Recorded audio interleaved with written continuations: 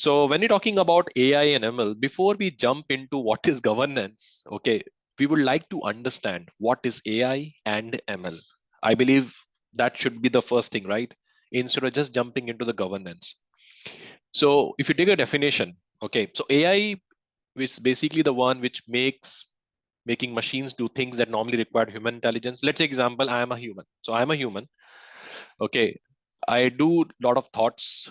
There's a lot of thoughts comes in my brain. And based on that, I used to do my analysis. I do my actions and all that. A lot of companies are using, okay, a lot of companies are using AI, which is called robotics, okay, automations, which replacing the human thoughts. So the way the human works, okay, the computer will also work in a similar fashion. Is it clear? So AI is like that only. So AI is like it's mimic the human thoughts. Okay.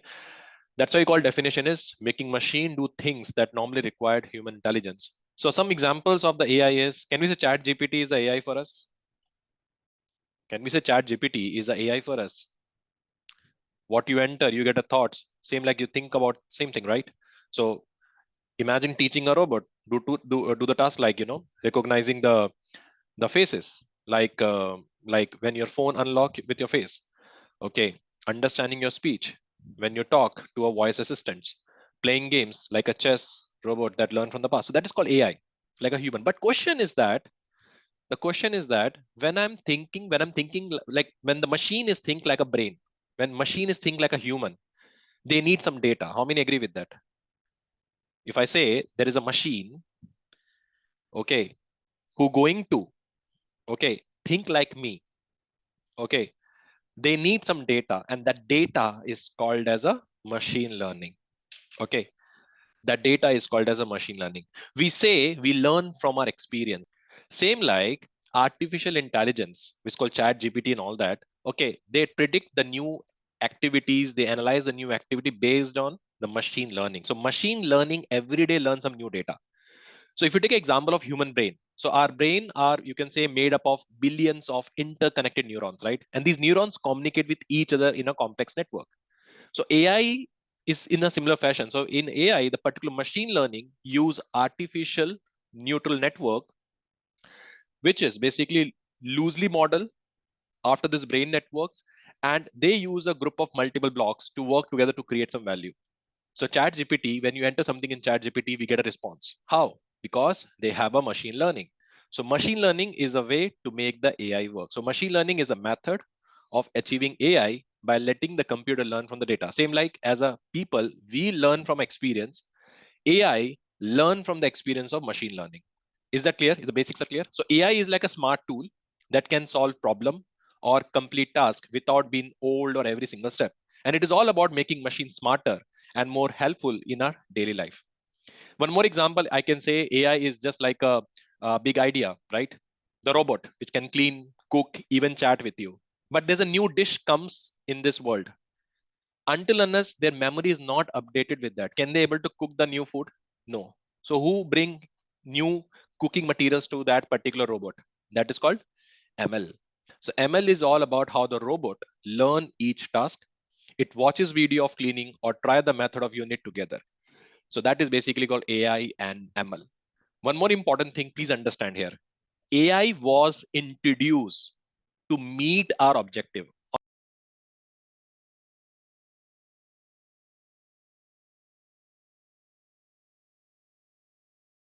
Okay. But you need to also understand this fact. In reality, AI introduced to meet their objectives. Example, chat GPT. Okay. So you enter something in the chat GPT. Do you really get a relevant, right information? 100%? I don't think so. Because here the chat GPT works according to his objective. Okay. Second, we take an example of Kim or DeepSeeks. They are revealing a lot of PI data. Is it working as per organization objective? No, they are working as per their objective. And this is where we're introducing the AI governance to make sure the AI work according to our objective. Okay. So we have a different definition of AI depending upon how the vendor sell the AI. So example, AI solution provider. Can we say chat GPT is the AI solution provider? The one who sell the AI, right? Narendra, I'm saying that AI is basically introduced to meet our objective, right, Narendra? But currently, the AIs which we have, they used to meet their objective. See, Chat GPT was introduced to meet their objective, to respond to the customer, but that objective doesn't meet my objective, right? So we are introducing the governance, AI governance, to make sure AI align with my objective. So when we talking about the definition, okay, so AI solution providers we have, like Chat GPT is the company who sell the AI. Okay, then the company who going to use the AI, that is called organization. It refer to the companies or entity who adopt or deploy AI solution in their operations. Agree? Amazon is the organization. My company is the organization who using AI for our activity. But there is a one category called as individual. What is the example of individual? Can we say we as an individual? See, I am a freelancer. Let's take an example. You are a freelancer. You are not associated with any company. So can we say you are using Chat GPT for your own productivity? So can we say that is an individual? So one thing always remember, when you talking about AI governance, when we talking about AI policy, when we talking about AI strategy, we need to consider these three things in your mind. Are you creating a strategy as a solution provider? Are you creating a strategy for an organization, or are you creating strategy from an individual point of view? That I'm going to cover in the later stage. Is it clear? So AI can be AI basically here map with a solution provider, the one who sell the AI, the organization who consume the AI, and the individual who regularly use AI. And we need to have a different policies and different initiatives according to these three categories. Now, when we talking about AI, how many type of AI we have? So what are the type of AI we have? Actually, if you see, AI is only two types. One is called as a capability and one is called as a functionality. Overall, AI is divided into two parts. AI system is classified based on two dimensions. Okay, one is called as a capability. Is it visible? Capability is all about how closely, okay, how closely it mimic human. Am I clear? Hello? Capability mean it determine the scope.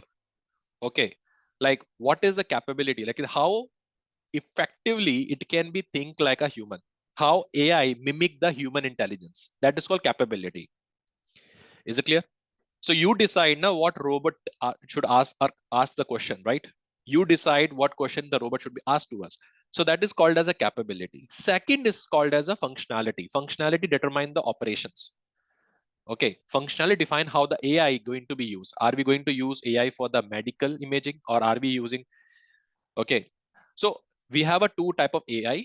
One is called as a based on capability we classify AI, how it going to be think, and what he going to be think. You know, what kind of information they're going to be store. So that is basically called as a AI capability, AI functionality. Functionality mean purpose or cognitive ability. Okay, so we're going to discuss first that. So when we're talking about based on a functionality, okay, functionality basically mean is how they're going to store. So here we have a narrow AI, JI, and super AI. Okay. Hope it is not boring, right, guys? I'm just because I want to make sure I should cover basics first before I jump into the AI governance. Okay. So we have a three type of AI. One is called as a narrow AI.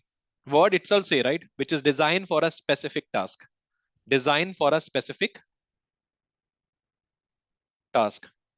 So I work for suppose so I want to build a voice assistant. Do you know you are using narrow AI in your day-to-day activity? There is a one human you basically trust most more than your family member. That is called Siri, Alexa, right? They are the only people in this world who follow your advice after marriage, right? Or before marriage. So they are called as a narrow AI. Okay. They are designed for a specific task. Okay, or set of tasks like voice assistants like Siri, Alexa, Tesla Autopilot. These are called narrow AI. And you will be surprised to know that in the information security, the most of the AI solutions, okay, on the SOC side, they use narrow AI only, like spam filters and all that. Second is called as a general AI. General AI is like a hypothetical AI that actually perform any intellectual task a human can do. Example, this is under research, okay, but you can see soon from China, very soon. So it's under research, and hypothetical scenario is like, you know, a system which can diagnose diseases, the system which can write code, The system who can teach math equally well like a human. That is called as general AI. A lot of companies already obtain the patent for that. And third is called a super AI, which is a future that surpass all the human intelligence, theoretical, futuristic, but the system can solve the complex problem beyond human. Any example? If I tell you there is a AI introduced which can cure your aging, you enter the prompt, I want to be like a Arnold, make my body like a Arnold. So super AI can do that. Do you know that? So that is the future. Is it clear? Super AI. So super AI is the one which surpassed the human intelligence in all the aspects. Okay. So who introduced super AI in India? And Rajnikant, robot movie, Chitti. So he's like a robot, super AI. Okay. The system that can solve complex problem can go beyond the human capacity, which can cure aging and all that. So you can see this particular super AI in the healthcare sector, in the financial sectors very soon. Now, next is basically called as a based on the capability. Based on the capability, how advanced the AI system is. Okay, like think, learn, and interact. I repeat again. One is we discuss about functionality. Functionality is clear, right? Focus on the purpose and role.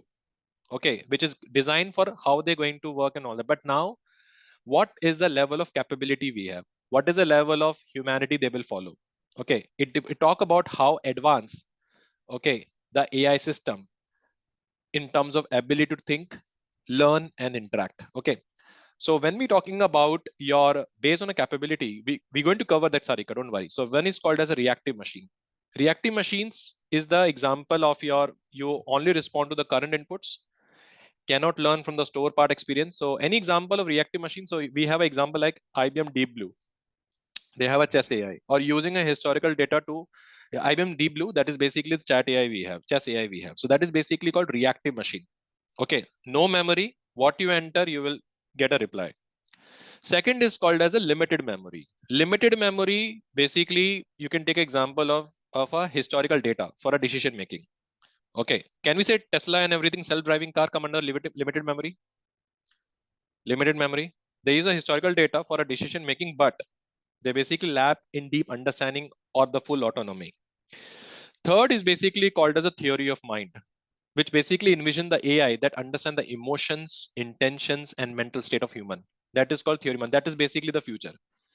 So in development, AI is capable for understand the empathy of that, and according to that, they will react. And last is basically called as a self-aware AI, where it is again a theoretical AI, hypothetical AI. It's not developed, but it is more about own conscious and self-awareness. So next is basically called as a AI tech stack. So let me have a quick summary. Okay. So if you see Ayan, they are basically using the combination of limited. So there, this is based on a capability. So here we have a two things, as that capability and functionality, right? We have a capability and functionality. So capability AI, this is the AI scope. Okay. And functionality define how AI use. So chat GPT and all are other combination with capability functionality. Now, when you're talking about building a AI, so AI basically required four important components. I repeat again, AI required four important components: data, infrastructure, algorithm, and platform. So four important things required to build the AI. The first is called data. From a unit of economics, from a unit of economics perspective, okay, maximum companies spend maximum money on which particular vertical according to AI. In AI, we have a four important thing: data, algorithm, platform, infrastructure. So you, what do you think? What is the area where we maximum spend money? So one is basically called data. How many agree? Without data, can you survive? Agree? So we are spending a lot of money on data. Agree? Then we're spending money on the infrastructure. Okay. And then we're spending money on the algorithm. Okay. That something is basically there. I repeat again, when we're talking about data, we're talking about infra, we have an algorithm, we have platform. The primary is basically we okay to spend more money on data, because without data, infra will work. Mukesh, I don't think so. Okay. If we have a choice, infra can be outsourced also to third party. So that can be decided, but data cannot be decided like that, right? So first is basically called as a data. We're going to cover, Abdul, one by one. So data is basically where we collecting a data. The first step is collection. We're going to cover each and every point, Alan. Collection of the data. Okay. Cleaning of the data, pre-processing of the data, and storage of the data. My simple question for everyone, do you involve the data governance policy here? Do you involve the data governance policy here? Definitely. Now I understood how the AI governance come. Without having understanding of AI tech stack, you can't do anything. So it is a foundation of any AI stack, because I'm sure everyone agree with me, without having an understanding of data, you can't decide what algorithm going to be support. Okay, what infrastructure is going to be used and platform. Let's take example, there's a set of data we have, which can only run in a particular platform. I cannot simply first onboard the infra, then platform, then data. No, I need to understand what kind of a data I'm going to process. Okay, then I will see what platform it support. And then I will finalize the infrastructure in which I will run the algorithm and everything. Okay, so first step is data, where the foundation of AI stack will be there, which required the substantial amount of data we learn for the decision making process. Second is called as an algorithm. Algorithm mean your model, the important component of AI. Your 90% of AI governance will become on the algorithm. Algorithm is just like a logic by which the data will be processed, define the parameter, and provide the data. So algorithm is just like a mathematical model which is developed to help the AI system, you can say, to extract the pattern insight from the data. You can say it's like a recipe. You give me instruction, make a dal makhni, make a shahi paneer, make a pizza. So algorithm use a set of recipes and all that. It use a set of instructions and telling you exactly what ingredients to be used, how much ingredients is required for the each step, and make it for the functions. The third is basically called as an infrastructure. Infrastructure include your hardware, your hardware, software, virtualizations and everything. And last is basically called as a platform. Platform is like a framework and tool required to create and implement the application. Okay, so example like we called as a TensorFlow, we talk about scikit-learn, we talk about PyTorch, containing libraries, programming language, and everything. Is this clear, team? So what data is required? We have to be very cautious about this data.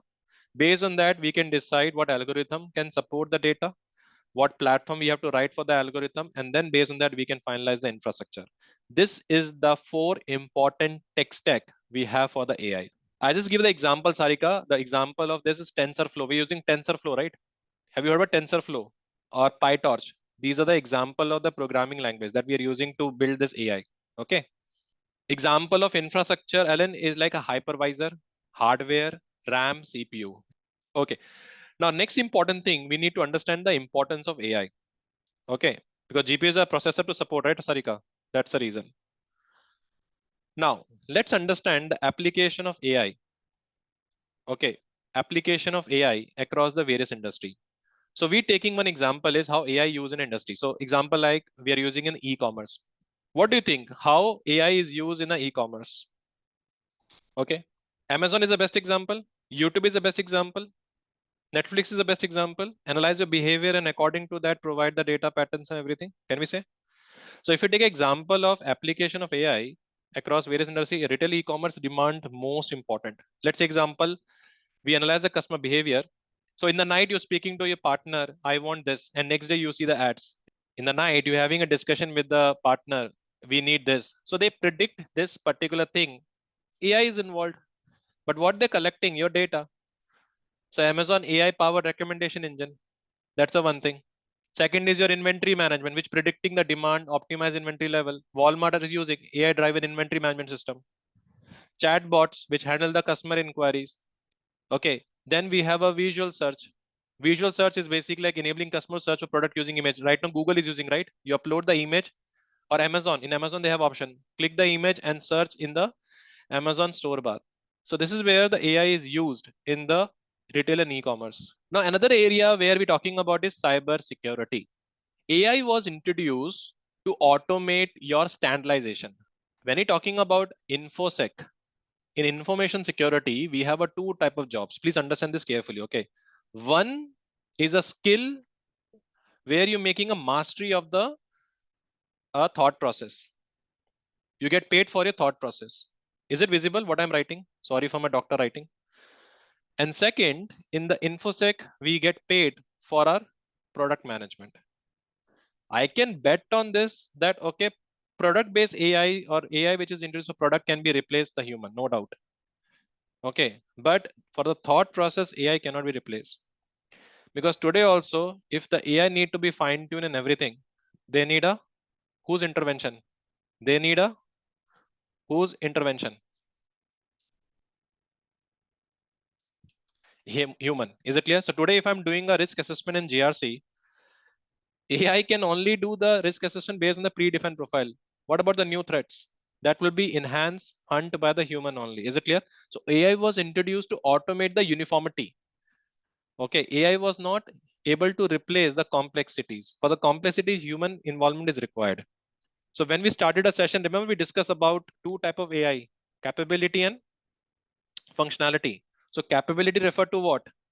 Ability to think like a human, and functionality is basically our specific task. So in both cases, human is basically involved. That's why we say capability is what the AI can do. Functionality is what the AI does do. There's a difference. What data they have. So for both the information, human is involved. So when we're talking about requirement of the AI in cyber, example for threat detections. Okay. So it identify unusual pattern indicating cyber attack. So that's why we have a SOC team who hunt for IO and IOC. Okay. But what about the new IO and IOC? There we need a thought process. Based on the thought process only, analyze the pattern, they feed the data. Agree? So we have some example like dark trace. They have a AI-based threat detection. But again, who will update the database about the dark trace, or who update the capability engine? By the human only. Then we have a fraud prevention, monitor and flagging suspicious transactions. But data cleansing will be done by human for that. Okay. Incident response, automate response to security breaches. But my question is that can the AI able to handle all kind of incidents? No. We cannot have 100% true positive in management in the SOC. Agree? We need a human to enhance the data cleansing and all that. Vulnerability assessment, identify weak point. Can they address zero-day attack? My question is that can they address zero-day attack? No, that understand patterns come from the AI. So some activities can be repetitive, but not completely. So this is how AI is used in the cyber. Is this clear? So question is how AI work. Now please understand this carefully, okay? In the AI, we have three things: input, okay, model plus algorithm, and called as a output. Okay. So you feed input. Do you need a human here? Definitely. We need to provide the machine with some examples. This model will use its logic and everything. This model basically identify the pattern, relationship in the pattern. Okay. Identify the image and based on that predict the output. AI governance 90% we required here only, because we need to control what input I need into this model, and we need to control what output it can able to produce for the system. Understood? Let's take a very basic example. When we talking about small kid mean age of 5 or 6. Okay, small kid, age of 5 or 6. Whatever you say to him in front of kid, if you abuse anyone, I repeat, in front of your kid, if you abuse anyone, they will learn that. They have a model, they have a brain, they will learn that and they react. This is where you're introducing a parenting governance. Where to say what? This is how the governance come into the picture. Governance was introduced to improve this model. Agree? Governance was introduced to improve the model, how to think. Governance was introduced how to control the input, what kind of a data we need to put. Is it okay? Can you feed the PI data? Can you feed someone's personal pictures? No. Do you want that? So today what happened is you log into chat GPT and you enter, I want Akshay Kumar pictures. If chat GPT generating Akshay Kumar some unrestricted pictures, is it a good thing or bad thing? It's a bad thing. It's a compliance issue. So I want to control first what is the input I need in the AI. For that we have a data governance policy, data privacy policy, data retention policy, data collection policy. I want to understand how the model is going to process the information. For that we have a model policy. And then I want to control the output, what kind of an output will generate. So that is why we say the first step is data input, which provide the machine with the examples. Okay. Second is called as a learning phase, where the machine identify pattern relationship in the data. And third is called as a prediction. Machine apply what it learned. Here, the biggest mistake happen is bias.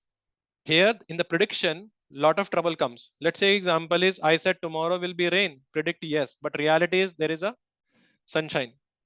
So in prediction also it's a concern. So recently what happened in one of the cases, they have entered the prompt in AI. I'm feeling depression and all that.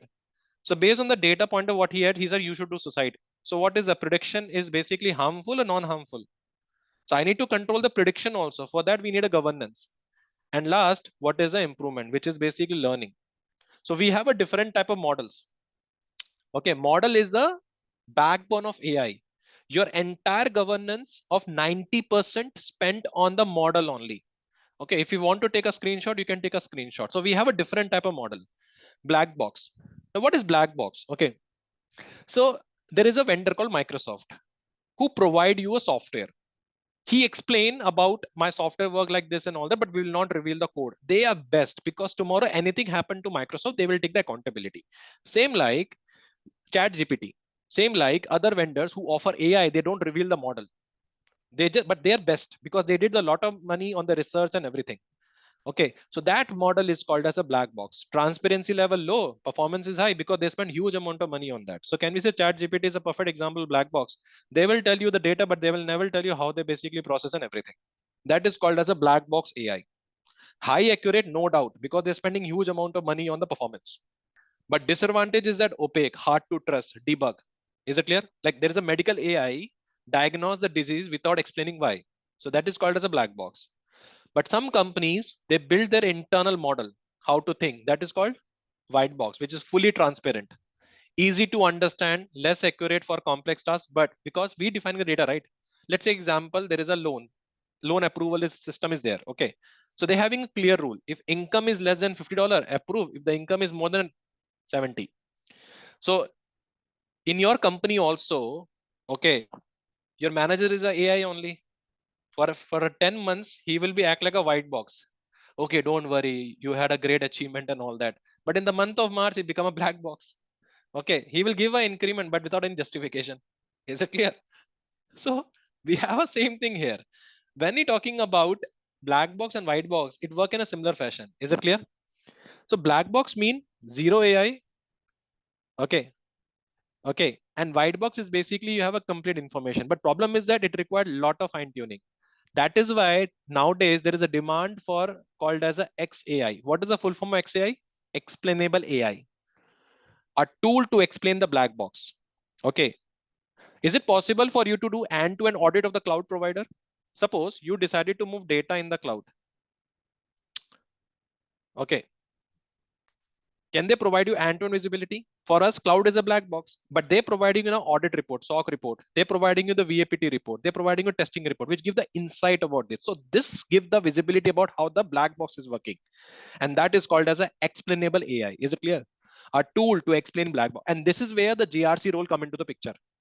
Your role first to learn AI model, understand how to audit, understand the predictions values and everything so that you can able to do the audit and provide the independent viewpoint about this model. Is it clear? So explainable AI is about the tool, a process to explain how the black box model work. We use one called Lime and Sharp. Okay. So it add transparency to the complex model. Let's take an example. I introduce a AI model. I say, no, I cannot explain why. But now under the pressure, now we have a NIST base, we have a EU AI Act, which is made mandate. You need to explain.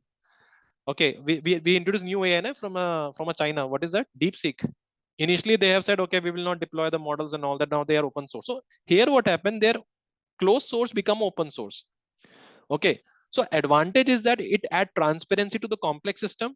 But again, still the cons is does not simplify the model itself. So you can highlight the keywords in the neural network, which is used to classify the text. So that is basically called XAI. And last is called hybrid, which is a combination of both. So the question is, as a AI consultant, what is your thought process? You have to choose based on need. Use black box for the cutting edge task, white box to simplify the transparency, and XSI to explain the black box and hybrid for balance. So now there is a new concept we introduce is a Gen AI. We call it Gen Z, right?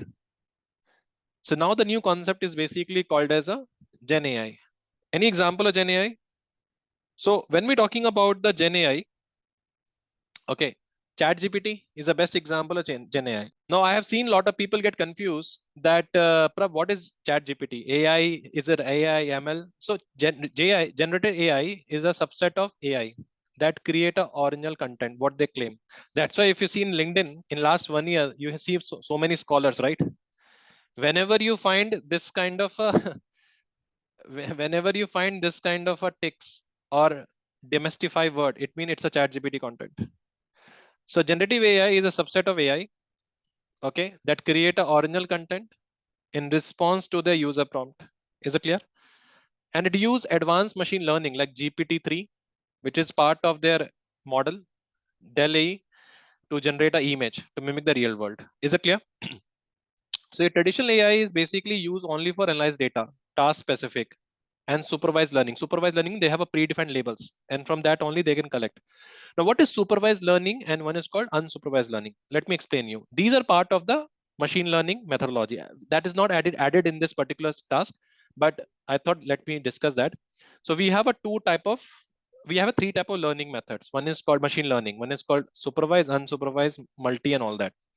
So when I'm guiding one kid, okay, this is called black, this is called white. Okay, so that is called supervised. One is basically without label prediction and do the analysis. That is called as a unsupervised. So which one is faster? Supervised. Which one basically take time? Unsupervised. Is it clear? So your generative AI, they go beyond the things. Is it clear? Okay. And then we have a use cases like content creation, creativity, or here the traditional AI using a predefined label, and based on that they correct the data. So in the AI, the most important word we use is LLM. See, when we talking about LLM, okay, LLM is a specialized subset of generative AI. Agree? That leverage a machine learning technique to process generate human-like text. How many agree? I repeat again, LLM are the specialized subset of Gen AI that leverage the machine learning technique to process generate human-like text. After today, I'm sure you will not have any doubt about the LLM. That's why I bring both statement here. If you can see the statement, LLM are AI system. So first confusion, LLM is a part of AI, AI is a part of LLM. Where is the role of ML? So LLM are AI. Okay, they perform a task required the human like intelligence, like writing essay, translating language, and all that. LLM, but question is how they do that. So LLM use a machine learning. Is it clear? LLM is a use machine learning, which is called deep learning and reinforced learning to learn from the data and generate the text. Is it clear? And any example of LLM here, which we use in everyday life? ChatGPT. So ChatGPT is the LLM built using ML, which having a transformer architecture that generate conversational text. It fall under the JI and it's part of broader AI ecosystem. So basics are clear. What is transformer? I don't want to go in detail because then it will be a different topic. But hey, we are here for the AI governance. I thought let's first discuss the basics. So now AI in ML is clear to everyone. AI and ML is clear to everyone. Okay. Now we're going to discuss the actual thing. We have some concerns with the use of AI ML. Okay. The first is that bias, fairness, data privacy, lack of transparency, and hallucinations and inaccuracy. Have you seen this movie called Rajnikant, the robot? So this guy built a robot, and the robot basically start having a feeling for the girlfriend of Chitti. Is it clear? So that is called hallucination. Okay. So if he had a AI governance, if he attended this webinar, after that, I'm sure that okay, he can build a better robot, right? So first is called as a bias. 90% of the in AI, the challenge which company facing is bias and fairness. Now, what is bias and fairness? So AI system, when we're talking about, okay, they offer biases from the data they train on. Example, racial, gender, socio-economic biases. So in the past, what happened is there is a algorithm which is called hiring algorithm. So they might be favoring a man over the woman if they train on the historical past data. Okay, so if you notice in last 20 years, Okay, the ecosystem of the company got changed. Initially, see, I'm not telling the things, I'm telling based on a data. If you compare 20, 25 years back, 60% or 70% men's are working and 40% women's are not working. Women's are working. So now what happened? They use the past data and based on that, they're predicting the current. What do you think? Does it backfire? Definitely. Second is facial recognition. The tool may misidentify people of color due to the limited training data. So that's why the biases can perpetuate and discriminate the groups and erode the trust. So I will give you an example of that. How? So I have one case study. Okay. Have you heard about the Amazon case study about the bias? So in 2015, it's a 2015 case. Okay. In 2015, okay, what happened is Amazon discovered that AI powered recruiting tool. You know, ATS screening CV and all that. So in the ATS, they add the AI. Now, what happened in 2015? Amazon has discovered that AI powered recruiting tool, what they're using, recruitment tool they're using, it was very biased against the women. So company has developing the system since 2014. Okay, since 2014 they built that to automate the resume screening process.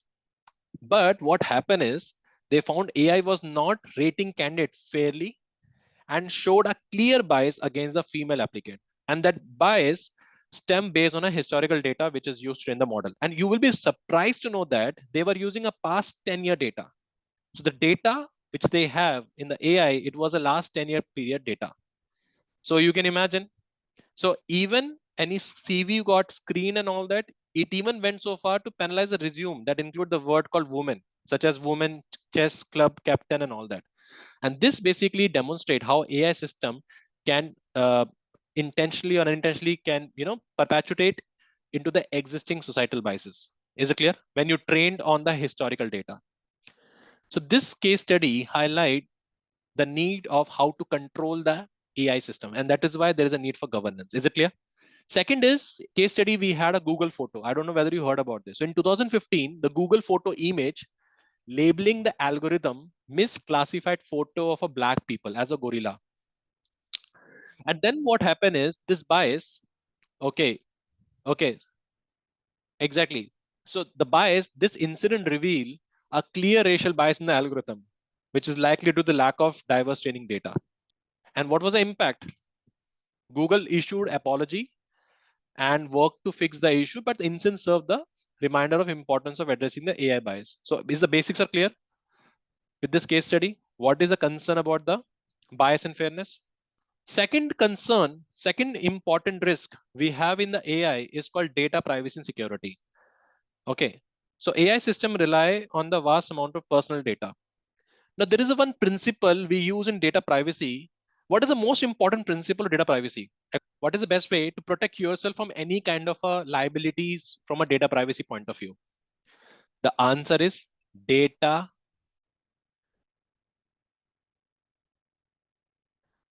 minimization. Data minimization, because more data you collect, more accountability comes to you. Agree?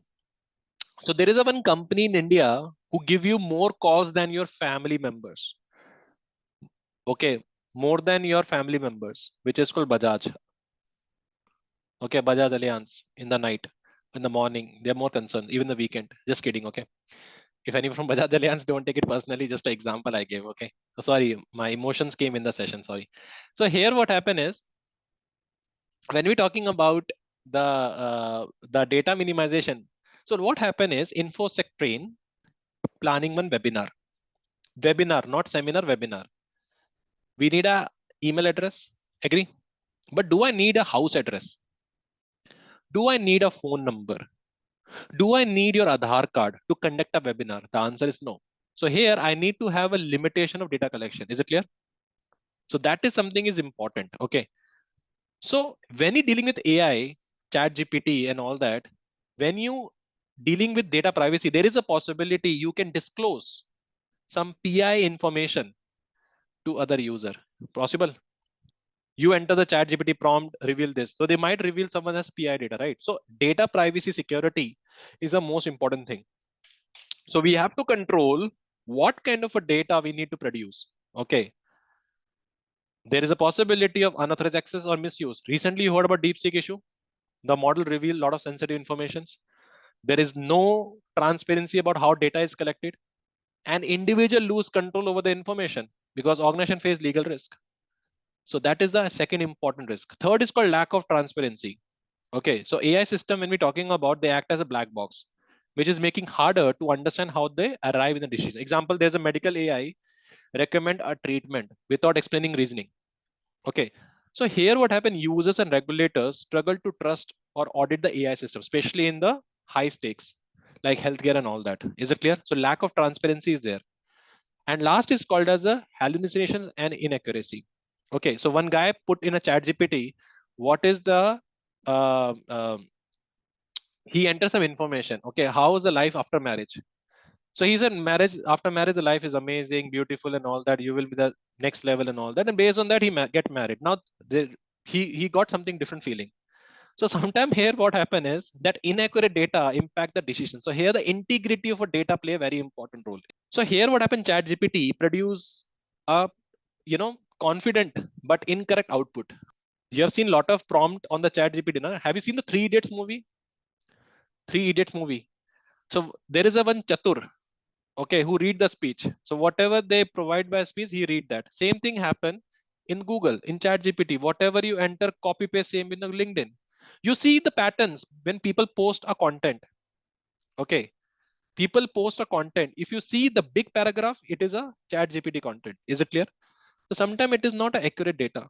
So that is called as a hallucination and inaccuracy. So legal AI, we need to generate a faulty wrong advice and leading to the costly errors. Forget about that. We are following Google Map, na? That is also AI for us. They guide us how to go from right to left, left to right, whatever. But sometimes it lead to the wrong information. So these are the major risk. Okay, these are the major risk we have in the AI. Now, what is the impact? Discrimination, amplification of the inequality, and more important, reduce the trust. And this is where to build the trust, we need a trustworthy AI and responsible AI. Is it clear? Let's have a quick recap. When we started a session, we discussed about AI ML. Then we discussed about AI type. So what are the AI types we discussed? Need a reply in the chat box because this is not another webinar, which is a one side. So we discussed about two type of AI, capability based AI and functionality based AI. Then we discuss about AI tech stack, where we discuss about data, algorithm, infrastructure, and platform. Agree? Then we discuss about application of AI across the various industries. And then we discuss about AI ML work. Then we discuss about the AI models. So that something is another example we have. Is it clear? And then we discuss about LLM, which is used in Chat GPT. And now we are in a stage of trustworthy AI and responsible AI. So what is the meaning of trustworthy AI? Okay, what is the meaning of trust?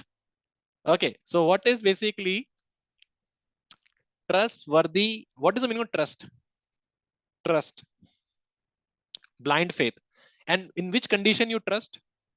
When you know that person. If you have a on-prem data and if you have a data in the cloud, in which condition you will have a more trust? Sinoj, I'm asking about from a only trust on-prem. Why? Because you have a more control. But if the cloud provider giving you same level of thing, can you trust? Yes. So when you're talking about responsible AI, is all about ethical development of the AI. Is it clear? Ethical development of AI. And by doing the ethical development of AI, what we're building? Trustworthy AI. I have seen lot of people get confused here. So listen carefully. Responsible AI is the input. Okay. Responsible AI is the input. I repeat again, Sinos, listen carefully. Responsible AI is all about the ethical development of AI. Is it clear, team? And trustworthy AI is all about the outcome of the AI. We discuss about bias issues. We discuss about transparency issues. We discuss about the fairness issues. Is it clear? So what we need, I want to trust that, right? So to trust that, I need to introduce some kind of a activity. So responsible AI is all about we should responsibly do this activity. Why? So I can able to build the trust in the market. I can proudly say that people know me for my CSSP, my primary CSSP content and my YouTube. I think in this batch, in this session, 30-40% came through my name or by YouTube content and all that. Because I responsibly deliver the right content. Agree? And that responsibly I deliver the content that build the trust in the market. How many agree with that? So this is how it works. So responsible AI is all about ethical development of AI. We're going to discuss in detail, okay? And trustworthy AI is about the outcome, the result of applying the responsible principle to the systems. So technically these concepts are related to the AI models, creations, training, security, and complexity of the algorithm. Is it clear? Is it clear? You can trust only the black box, okay? If you have evidence, they are responsibly working. Is it clear? So risks are there which can be addressed with the help of building a trustworthy AI system. So when we're talking about responsible AI, so second question in the exam. So here what happened, we have two things. So responsible AI and trustworthy AI. Okay, so what is the meaning? So when we're talking about responsible AI is the umbrella. Okay, responsible AI is the umbrella and trustworthy AI is a part of umbrella. First one clear? I'll explain you. So when we're talking about responsible AI is a broader framework that govern the ethical, legal and societal implication of AI development. That is the expectation. We have an expectation from the product. Is it clear? It ensures AI align with the human values, protect the rights, and mitigate the risk. And that is only possible then I can able to assess them. Okay, based on some controls. The control related to the trustworthy AI. So trustworthy AI focus on ensuring the AI systems are reliable, transparent, free from harmful biases. If they trust, automatically it is responsible. So if I take an example, uh, there is a we have a transparent AI diagnostic tool, AI based diagnostic tool in healthcare. Okay, that basically explain the reasoning to the doctor and patients. Okay, they fostering the trust in the environment. So company using a AI for hiring that no one should, not only avoid the biases, but also complies with all the anti-discriminatory law and engage the ethics to review the policy. So this is called responsible. So here what happened? My requirement was be transparent. That is called responsible. And for that, I build the control, reliable, transparent, free from harmful biases. Is it clear? The first point. So in summary, you can say trustworthy AI is focused on the technical characteristics of AI system that make it reliable and deserving the user trust. So one more important thing you need to understand here is when before you developing the AI system, okay, someone is drawing, please avoid that guys. When you basically building, okay, when you building any kind of when you're developing any kind of AI, before developing any kind of AI, example, so you building a AI for a uh, uh, system for a loan approval. Let's take example, you're building a system for a loan approval. You're building a system for a loan approval. So you need to carefully consider the potential biases in the data used for fair outcome. How many agree? I repeat again, you're building an AI for a loan approval. So before you're developing the AI system for a loan approval, you will consider multiple parameters, like example, potential biases in the data, and we need to make sure we have a fair outcome. So for that, what happen is you consider multiple things. It should be work ethically. Okay, it should consider factors like fairness, transparency, accountability, potentiality, or social impact. So what is the meaning of this? This is called your responsible AI. And then you implement, build things around the trustworthy AI. Is it clear? So now what happened? You're implementing a explainable AI model so the user can understand why loan was approved or why loan was rejected. Is it clear? Expectation was it should be fair outcome. That is a responsible AI.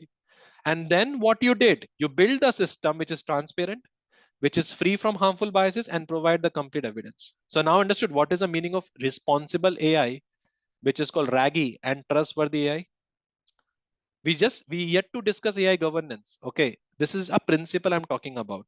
And one thing always remember, without trustworthy AI, you cannot build a successful AI product in 2025 at least.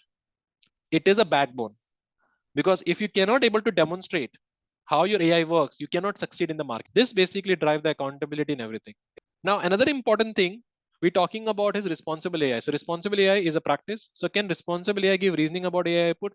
That is why right now this DeepSeek and everything is giving an example, giving a reason for that. And there's a one more called Kimi. They're giving a detailed explanation. Perplexity, they're giving you detailed descriptions. Is it clear? So now what happened is we're talking about responsible AI. So responsible AI is a practice of developing and using AI system in a way it prioritizes the ethics, fairness, safety, and societal goods, and it ensure the AI benefit people with minimizing the harm. So we have some key principles for the AI. Okay, when I say you should be responsible AI, this is the example we have. So first is called, these are principles. Okay, if you say you should always speak truth, never lie. Can we say it's a principle? I'm saying that you should always speak truth. Okay, never lie. These are the principles. How can you demonstrate? How can you provide the evidence? By showing your testimonies, evidence, and all that. So that testimony evidence is the example of trustworthiness. Understood? So the first is called fairness and bias mitigation. So AI system should be treat everyone fairly. That is a minimum expectation. If it treat fairly, it is a responsible AI. So AI system here must be treat all individually equally. So example is there's a AI model which ensure loan applications are evaluated based on the financial criteria, not on the factor like gender, race, and location. But you have to understand the fact there are so many things happening in the industry, which actually approving the loans and everything based on gender, race, location. How many agree? Visa got rejected because he's from this country, or visa got accepted because of this country. How many experience this kind of a thing? We have to understand the fact in a fairness and bias. Same in the pricing also in e-commerce. Second is basically called transparency and explainability. Remember one thing. Okay. Transparency, explainability is a very important thing. It is a base of entire AI. You can ignore everything, but you cannot ignore the transparency. If you're able to achieve transparency and explainability, it means you achieve all the principle of AI. How many agree? If the people should able to understand how AI system arrive at decision, does it meet your fairness criteria? Does it meet your security privacy criteria? Does it meet your accountability criteria? Does it meet your human centric criteria? How many agree?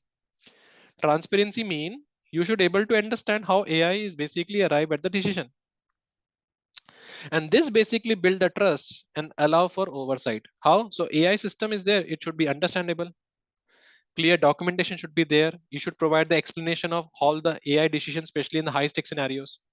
So when loan application is rejected, the system providing a clear reason. Like this is because of insufficient credit history. Okay. So in this case, the responsible AI is like the application get the vague rejections without understanding why. The third is called privacy security. Privacy security is protecting a user data. If you entering your PHI data with this trust that they will not going to use that, you're uploading your some PHI information with this trust, they will not going to misuse that. Agree? So that is basically called as a privacy security. Okay, so AI system should encrypt the data. If you're uploading any PI data, it should process in a secure manner. Okay, they should have a robust data protection. They should not misuse the data. Example in the scenario is AI system use encrypted data for processing to ensure that personal data like income, spending habit can be anonymized. But if I don't have a responsible AI, they don't store or they store, but they reveal to the unauthorized people. What you're building, it should be reliable. It should be safety. Is it clear? Like there is a loan approval. It has been tested to avoid all the glitches. Remember, initially ChatGPT was introduced in the evening time and all that. It has a lot of downtime. I experienced that when I'm using for some activities. Okay, it was very slow, so it is not reliable. Is it clear? So rigorous testing need to be done. You need to implement the fail safe. Fail safe basically mean according to the fail mode, it should provide the data. And second last is called as a accountability. Accountability is like they have to take the accountability responsibility of AI system. They should establish the clear oversight, responsibility, how they're collecting data. I will give an example of that. So there's a bank who monitor the AI system for errors and take immediate action if customer is wrongfully denied a loan. Is it clear? If customer is wrongfully denied a loan. So we define the roles and responsibility for AI development deployment. We creating a mechanism for addressing issues, or we basically have a harm which is caused by the AI system. So if bank monitor the AI system for errors, It take immediate action if customer is wrongfully denied the loan. So that is basically called accountability. And last is called as the human centric. So what is human centric? So AI should enhance the human decision making, not to replace. That is why if you notice in chat GPT or any AI they mention, the data which is generated by the AI, do not blindly trust that. When you're building an AI, you need to give this kind of a disclaimer that do not trust the random output data. You have to verify yourself. So AI should enhance the human decision making process, not to replace. Okay, can I use a chat GPT to explain me uh, how to do the operations? Will they give me 100% step by step process? No. So AI should enhance the human well-being and decision making. Okay, not to replace. So AI in healthcare. Okay, they are assisting a doctor in diagnose rather than replacing them, right? So AI system will provide the recommendation to the loan officers also, but leave the final decision to them. And if you want to check that, the best example is using Chat GPT for stock analysis. They give you everything. They give you everything. But on the last, they mention the statement is do your own research also. So these are the key principles for the response. If this meet, your AI is responsible AI. But to achieve this responsible AI, like fairness, transparency, and all that, we need some controls. We need some essential building block to make the AI responsible. And that is only possible if your AI is trustworthy. And these are the called as a 7 important blocks according to NIST to build the AI trustworthiness. This is called as a responsible AI. It means this is called as a obedient children. But to become this obedient, we need some building blocks, and these are the 7 building blocks. So first is called as a validity and reliability. And if time permit, I have a control checklist which I follow for my business. Let me show you that also. Okay. So I have built the controls. Okay, because I'm part of one of the project. So first is basically called as a validity and reliability. What do you mean by validity and reliability? Is both are same or different? Validity is all about the confirmation through some provision of evidence and everything. Is it clear? So validity is like you validate everything. That is called as a validity. Is it clear? Intended use. And reliability is defined as the same, but ability of an item to perform required without any failure. So can we say reliability deal with availability? Availability, like it is reliable, it is available whenever it required. Can we say validity mean validate? So when I say validity, so validity is all about validating all the data. So whatever the data you process and everything, it should be validate. It is like a confirmation. Is it clear? Through the provision of objective evidence, which required for a specific intended use, right? So that is called validity. Any example? You enter something, you're building something, you validate. Until unless you don't validate, okay. Example 1 plus 1 is 1 plus 1 is 2. Do we need to validate how it produced 2? Yes. Second is called as a reliability. It must be available. Okay. So we have ability of an item to perform the required without any failure. Okay. So that is called a reliability. But my question is that validity and reliability, is it depending upon one important thing called accuracy? It's not a NIST standard, it's a NIST guideline. Pradeep, I will share. Okay. Accuracy and robustness. This is a bit off the topic, but I want you to understand this. Okay. Accuracy and robustness help you to build the validity and reliability. Because if the data is not accurate, okay, can you validate? If your infrastructure is not robust, can you able to offer reliable services? And my second question for everyone is validity and reliability. Do I need to test on a regular basis? Is it a one-time activity or it should be do on a continuous level? It should be done on a this is where the role of the AI GRC expert comes, who ensure right data has been processed. Here the role of AI SOC comes. Here the role of the L1 and L2 guys comes. Because what they're going to do, they monitor the data just to make sure it is accurate. Then only we can validate. They do the regular PT to make sure that infrastructure should be robust. Second is called as a safety. Okay, I enter the prompt and it giving me some kind of advice about life threatening and all that. So safety is basically mean human life, health, property, or environment. One day what happened, one guy basically enter, I have a headache. What should I have it? The chat GPT generate the prompt called Jack Daniel. Okay. He has a headache and he enter the headache and all that depression, and the AI generate the outcome is called, please have a Jack Daniel. Okay. Or 75 power.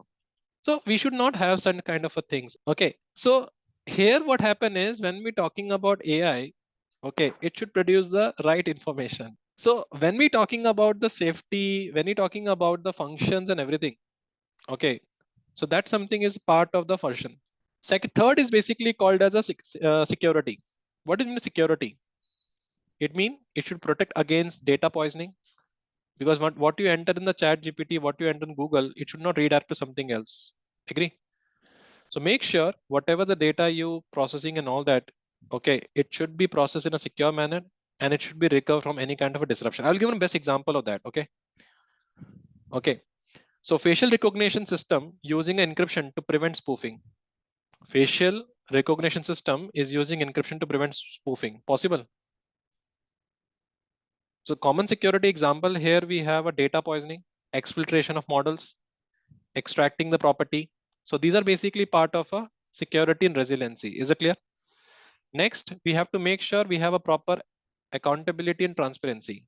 Accountability transparency mean without transparency, can we have accountability? I repeat again, without transparency, can you have accountability? Transparency reflect the extent to which information about AI system and its output will be available. And by promoting the higher level of understanding, transparency increase the confidence of the AI system. That's why maximum controls we have around the transparency, explainability, and interoperability. If you're talking about AI governance, maximum controls you have around the transparency, explainability, and interpretability. Is it clear? And there's a reason for that. Having all these are correlated. Having all these are correlated. So now we're talking about the explainability. So explainability is referred to the, you can say the representation of how the mechanism, talk about how the AI system operate. And interoperability is basically talk about the output, the context and everything. Is it clear? So when you're talking models and all that, they're primarily depending upon the interpretability. Okay, how they interpret that. I repeat again, explainability.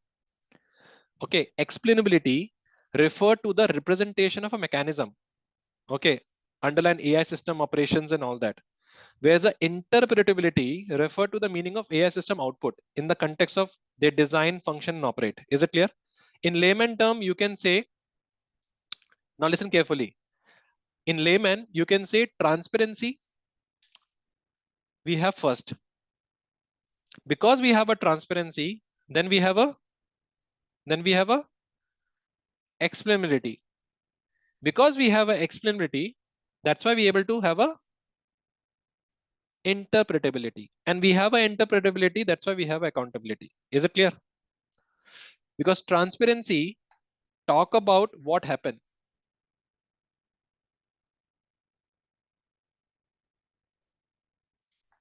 Is it clear? Transparency talk about what happened.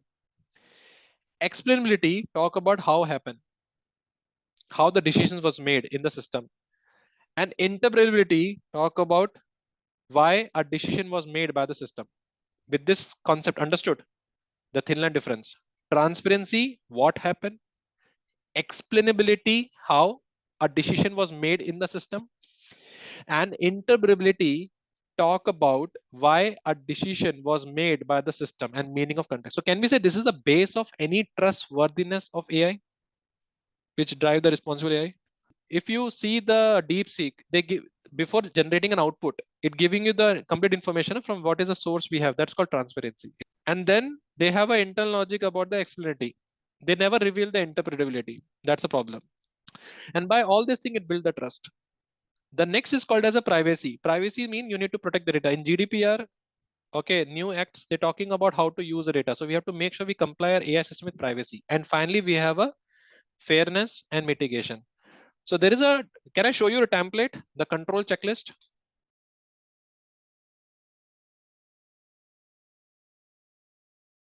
So here what happened is, you can see validity. What is the control objective? Ensure the model produce accurate. What is the control we are using? Stress testing, continuous performance monitoring, version control. And what are the examples we have? use staging environment, employ real-time monitoring dashboard, and drift detection. I'm planning to launch one course in which I'm going to discuss about data drift and everything. Then for the safety, control objectives minimize the risk of harm and all that. Risk assessment need to be done safe mode and clear escalation procedures. Is it clear? And here we have a responsible stakeholders for that. Then we have a security and resiliency, which protect the AI pipeline. So security model. So here we have a security team will be involved. Security model, disaster recovery testing, plans and everything. So we're using a tools there. And then we have a accountability transparency. Okay, model registry and everything. Then explanatory. We're talking about sharp and language. So sharp and harm language we are using. Okay, which providing an explanation about how the risk decision has been taken. Then privacy, data minimizations and everything. And finally, we have a fairness where we have a fair detection tool. So we are using a Fairlane tool here. Fairlane ANSV 360 tools we have and perform the audits. And these are the respective people we have. So this is how you can basically build a controls around AI trustworthiness. How many of you have seen this first time? This kind of a control framework? This is called as a control framework for trustworthiness AI. Now, why the responsible AI matter? Mitigate the risk of reduced bias, discriminations, data breaches. That something is there. Second is weekend compliance. That's something we have. Is it clear? Build the trust. That's something we can do. And last is societal good. So ensure the AI, ensure the undeserved controls and all that. Now we are moving to the important topic, which is called AI governance. But again, why responsible AI is critical? Okay, but before that, I want to discuss one example here. But okay, we'll discuss that example later. So why responsible AI is critical? Let's take example. AI system used for hiring an employee. Okay, without responsible AI, the system use bias, historical data, favoring male candidate and everything. Is it clear? Over the female candidate. That is basically called as a responsible AI.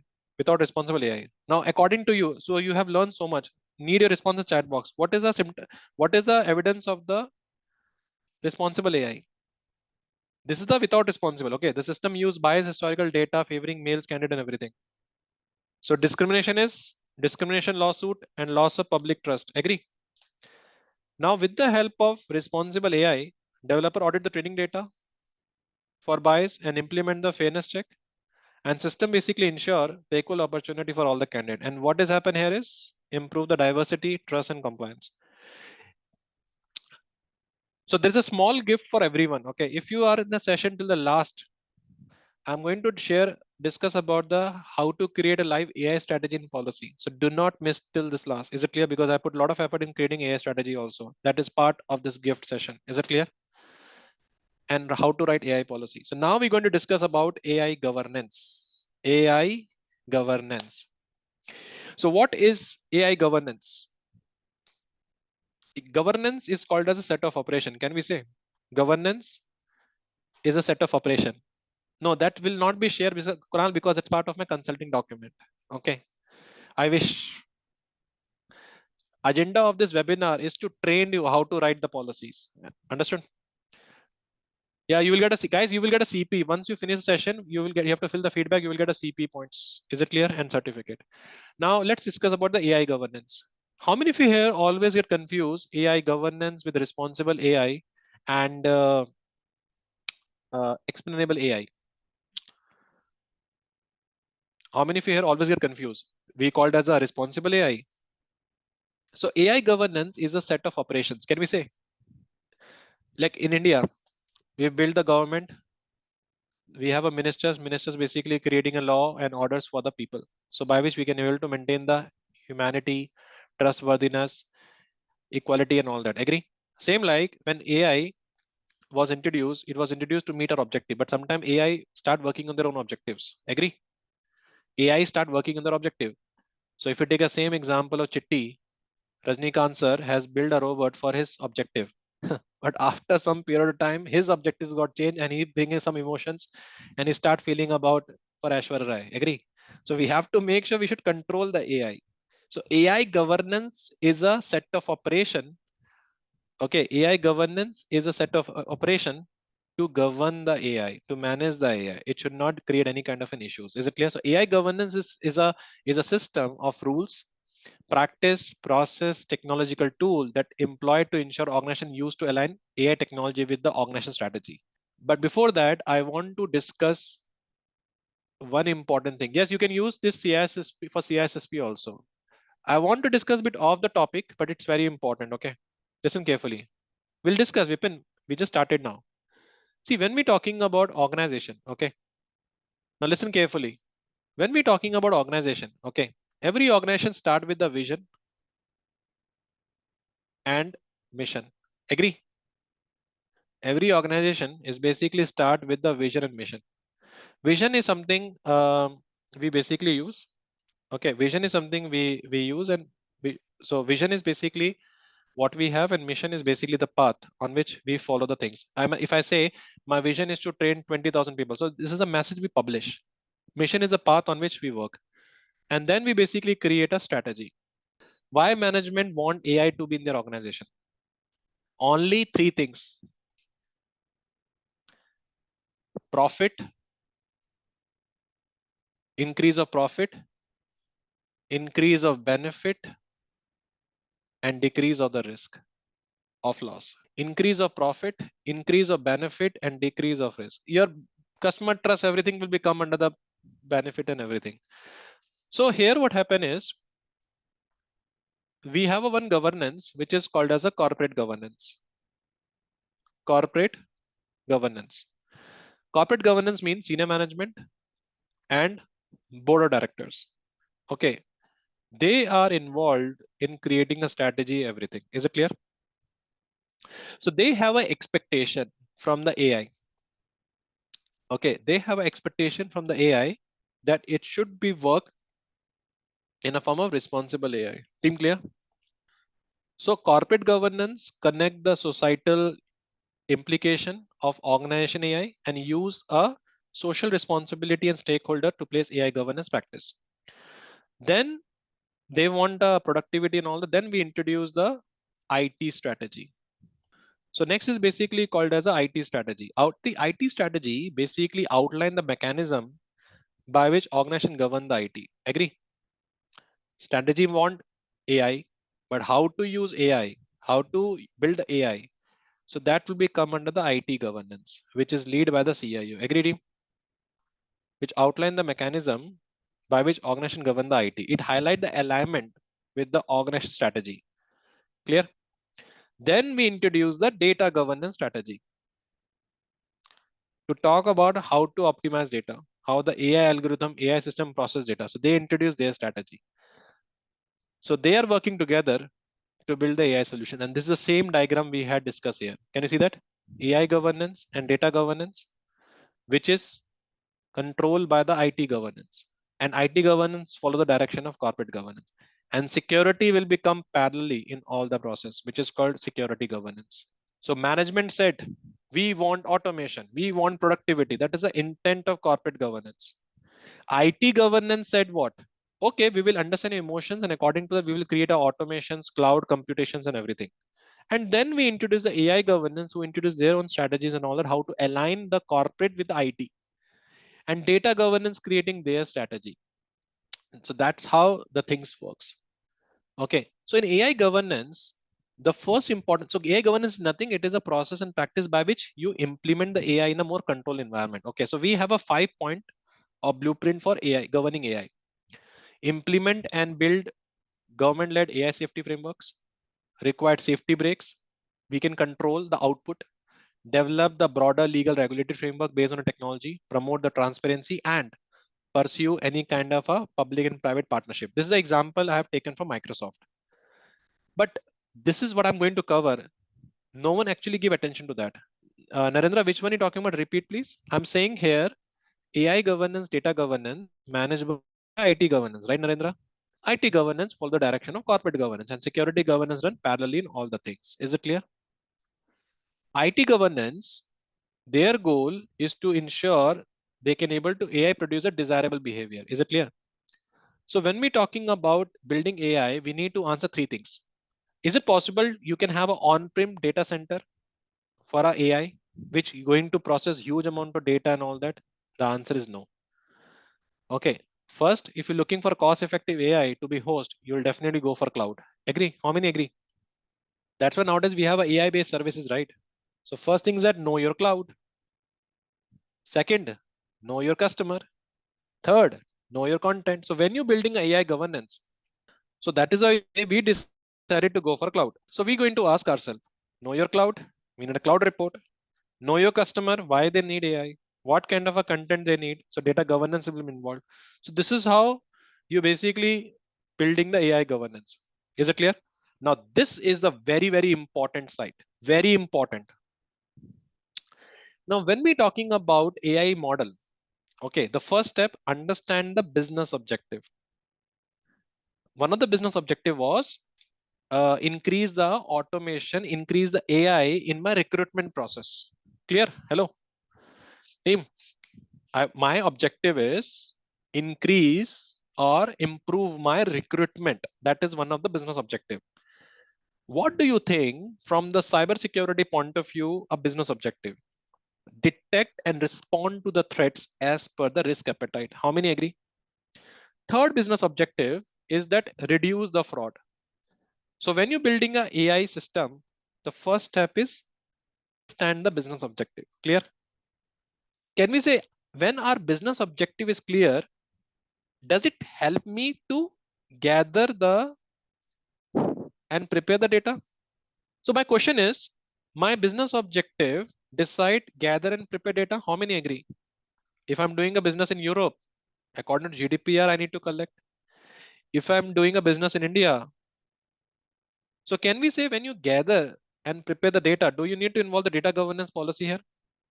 And based on that, okay, we follow this particular process. Okay, so we have a train model, we evaluate the model. Oh, sorry, first we design the model, we train the model, and we evaluate. So your 90% of governance here becomes. Question is what to design, okay, how to train, and what to evaluate. Is it clear? And based on that, we update. And if whatever the learning we have, we will verify whether it met the business objective. And this is how your governance works. Now, according to you in this diagram, which is basically the key pointer, according to you, if you basically go by the process and all that, according to you, which is the key pointer here? The most important part is business objective, because until unless we don't know the business objectives and all that, okay, we cannot able to track things. So that's a very important part. That's why I call define business objectives are very important. Based on that, you gather the data, and based on that, you create a model. This is called model. Okay, this is called model. Design the model, develop the model, evaluate the model, and then we have a version and deploy, and then we have production. You need AI governance end to end in all the things, end to end all the things. That something is a part of a requirement. Okay, so when we talking about this modeling of AI model and all that, okay, so we have a three type of involvement here. Now listen carefully. Before you deploying AI solution, you are basically advised to determine how much influence the human have in the process. Tomorrow when you work in the AI system, you have to be see this all this. The first is called human in the loop. How many of you heard this first time? So that according to that, I will cover this. Before deploying the AI solution, okay, let's understand that. See, when you are in a design stage of AI, okay, we need to see some factors. The first is called human in the loop. Human in the loop mean human oversight is active. Okay, the people with the people who retaining a full control. So AI provide the recommendation or input to the human, and human is the one who driving the process. That is called human in the loop. Is it clear? I repeat again, before deploying AI solution, organization are advised to determine how much influence the human have in the process. Which process? The previous process that we discussed. So first example of decision making is called as a, so we have a three level of oversight of the human. The first oversight is called as a human in the loop. Human in the loop in this model, human oversight, and with the people retaining a full control, the AI provide the recommendation or input to the human driving the process. Second is called as a human out of the loop. In this model, there's no human oversight. AI system has a full control without the option of human. Is it a concern? Then why we have this? We have this when we have a pre-trained data. And the third is called as a human over the loop. Human over the loop involved the human oversight to the set of extent, okay, where the human is work in a supervisory role. And it has the ability to control in the face of unexpected event. Is it clear? This is where the security comes. An example, when we're using AI in assisting the medical diagnosis, product recommendation, or GPS navigation system. Today, the major AIs are using the human over loop, which can decide, control, and everything. And it is completely depending upon the trustworthiness. So, what is the difference between the RAI and AI governance? So, RAI basically define what we need, and AI governance define how to do that. So, example like RAI say that responsible AI say that you should be fairness, you should have a transparency, you have accountability. We want AI to be fair. So company have a RAI policy which state AI system must avoid biases in a hiring decision. But AI governance talk about the process to enforce the RAI principle. Is it clear? So AI governance is the action plan. Responsible artificial intelligence, they say this is what is the quality of our RAI. And AI governance talk about the process and procedure to make that as a responsible AI. So when we say this kid is a very good kid, he's appreciating everyone, he's saying thanks to everyone, he wishing everyone, oh good, because it is coming from parenting governance. So parenting governance was good, that is why that kid was able to handle and care things properly. So sequence is very simple. First we have a values, okay, ethical principle, a responsible AI, like I need to be a fairness, human right, privacy, these are the fundamental beliefs. Based on that, we have a AI governance. Okay, you want fairness, we need a framework. You need a fairness, we need a policy. Oversight. By this, I can able to meet that. And then I can able to build a trustworthy AI system. With this example clear, all three. So responsible AI is a practice, tool, implementation. AI governance provide the blueprint and direction. And responsible AI with the combination that provide the execution. So trustworthy AI is the outcome of the AI. One more example. Healthcare AI system must prioritize patient safety and avoid biased diagnosis. This is a principle. Okay. So we introduce a governance. Okay, do audit of the model. Make sure we should have a explanatory tools and make sure we comply with the HIPAA. So AI governance is a how and responsible is the outcome. And overall outcome is called as a trustworthy AI. So when we talking about AI governance, we have some components, essential components of our AI governance. Okay, accountability. Okay.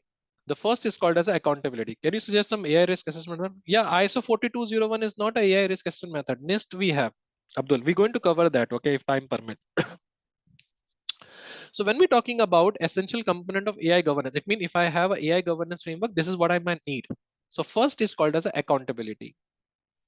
If you want to build any kind of a governance system, it start with the responsibility. As a mom, it is my responsibility. This as a dad, okay, we have this responsibility. So the first is part is called as a accountability. Okay, so it's very important, we need to establish the individual and position in the organization who make a critical decisions. Agree? So that is basically called as a accountability. Clear? Okay, we have to explain about do and don't. Second is called as a operating model. Can we say it's a bread and butter of AI operating model, the framework for how the AI governance is basically operate, validations and everything. Third is basically called as a people culture. How important is a people culture? AI governance is ultimately achieved by people who working together to ensure that all AI system operate effectively. I'll give you the best example of that. Uh, we are using Chat GPT in the company. We are using Chat GPT in the company. Okay. Can we start uploading all data in Chat GPT? Start uploading company trade secrets, everything. So we conducted awareness training. Now you can see in the future there's a definitely need for awareness training for AI usage. And through that awareness training, we build the culture. Can we say most important component is people and culture? You have one of the good policy, you have one of the good framework, you have one of the good model. But one stupidity of the human can basically backfire the AI governance. How many agree with that? So that is why people and culture is very important.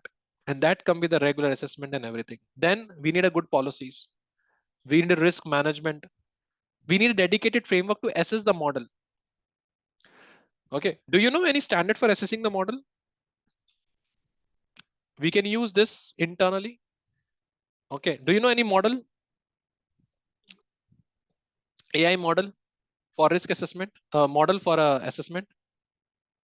Have you heard about 25059? 25059. 25059. 42119. No, that's called lack of awareness. So these are some of the models we have for the AI safety. Is it clear? These are the models for the quality, because we cannot assess the model only based on the pure risk assessment. We also need to assess the model how safely it producing the data. Safety also matter. Okay, so we need a proper models assessment frameworks. Okay, technologies tools that we are using in AI, supporting infrastructure, monitoring, stakeholder engagement. These are basically the necessary component we have to build the AI governance. So now we're going to cover how the governance is going to be operate. What you can see in this diagram. I need your 5 minutes of attention on this topic. Okay, it's very, very important. Okay, if you understand this, you understand the entire AI governance. Okay, see, overall, organization AI governance is split into four categories: technology, stakeholder, regulation, and process. Okay, let's take an example. Every organization has a vision. Based on the vision, we have a mission. Based on the mission, we have an organization strategy. But my question is that, let's take example, I'm doing a business in India, and I'm doing a business in banking sector. What is the name of a regulation we need to comply if I'm doing a business in the banking sector? RBI. If I'm doing a business in US in a public limited and all that, so I have to comply with SEC, Security Exchange Commissions and all that, or SOX. Agree? So moral of the story is that regulation is the one which drive the organization. Agree? So based on regulation, the corporate governance, which was senior management and expectation everyone has, is people, process, technology should operate. Agree? Okay. So when we talk in governance, it control the technology, it control the context, regulation, but how? How all this thing can be controlled with the help of oversight, audit, and impact assessment. Process used to comply regulation with the context of the stakeholder on technology. Hope you find this diagram useful. So let's understand. So when we're talking about technology, we have a technology like AI. So AI governance here, who can tackle data, algorithm, transparency in your AI system. It should be built as per the requirement. Stakeholder context, we have a regulators, professional bodies. So stakeholder context, when I say uh, external stakeholders, example of external stakeholders, can we say regulators, certification bodies, and internal is like a inter-organization team who shape AI governance culture and everything. Regulation, hard regulation, soft regulation. How many of you heard this first time? Hard and soft. Hard regulation and soft regulation. Don't worry, this is just a game of word. It's how complex word you basically use, you get more value in the market. So when we're talking about hard and soft, hard regulation mean binding law. Hard regulation mean binding law, which ensure the based on compliance. And soft regulations are called guidelines, like standards, voluntary codes, and all that. Is it clear? And this all going to be assessed based on a process. How? By oversighting, auditing, and impact assessment. Basics are clear. So let's discuss one by one. So first is called data. We need a proper governance there. So AI system should learn and adapt based on a data. Agree? So transparency, explainability, we all required. Okay. And AI governance must provide the clear explanation how the data has been collected. They provide the clear explanation how the algorithm has been collecting processing data and how AI system using data. So verification and trustworthiness come based on data, based on oversight, auditing, and impact assessment. Second is called as a stakeholders. As I said, internal stakeholders, external stakeholders, we have government, professional bodies, and all that who define the guideline. Okay. Nitika, I'm going to cover that. And internal is basically like you have a inter-organization teams and all that. Now, why I'm talking about this? Because it's very important to take the input of everyone. It is very important to take all these inputs to have a contextual viewpoint. So that is a very important thing. We also need to have a socio-political context. Any example of socio-political context? Global variations. So AI system. So do you notice in a deep seek and all that when you enter something about China and all that, they give some other information? Did you notice that? So that basically reflecting the cultural and socio-political context. So in India, the AI is different role. In China, it has in a different role. Is it clear? So universal rights and ethical principles we need to adopt, and that's why you can see the OECD principle in most of the AI. The third is basically called as a regulations, which is called as a hard and raw. So hard regulations, EU AI Act for the EU only, not outside of EU, right, Nawaz? We also now introducing a Cyber Resilience Act 2030, which is also imparting the AI. Now next is called as a regulation. First is called as a hard regulation. Hard regulation is GDPR, anti-discrimination law. Okay, so these laws impose mandatory rule that we need to follow as a AI developer and user. So anti-discrimination law or GDPR in the EU is an example of hard regulation. So we have to make sure AI system should respect the legal boundaries. On the other side, soft regulations, we have like ISO, IEEE standards. Okay, explainable AI standards, which we are adopting to build the AI products. So that something is there. And last is called as a process where we have a oversight, auditing, and impact assessment. Remember, we discussed human in the loop, global oversight, society in the loop. So we increase the community with societal inputs and everything. So by doing a regular audits and everything, we can comply with the regulation, we ensure the stakeholder context, and provide the right technology to the customer. Because when we say oversight, when we say auditing, when we say impact assessment, let's take an impact assessment.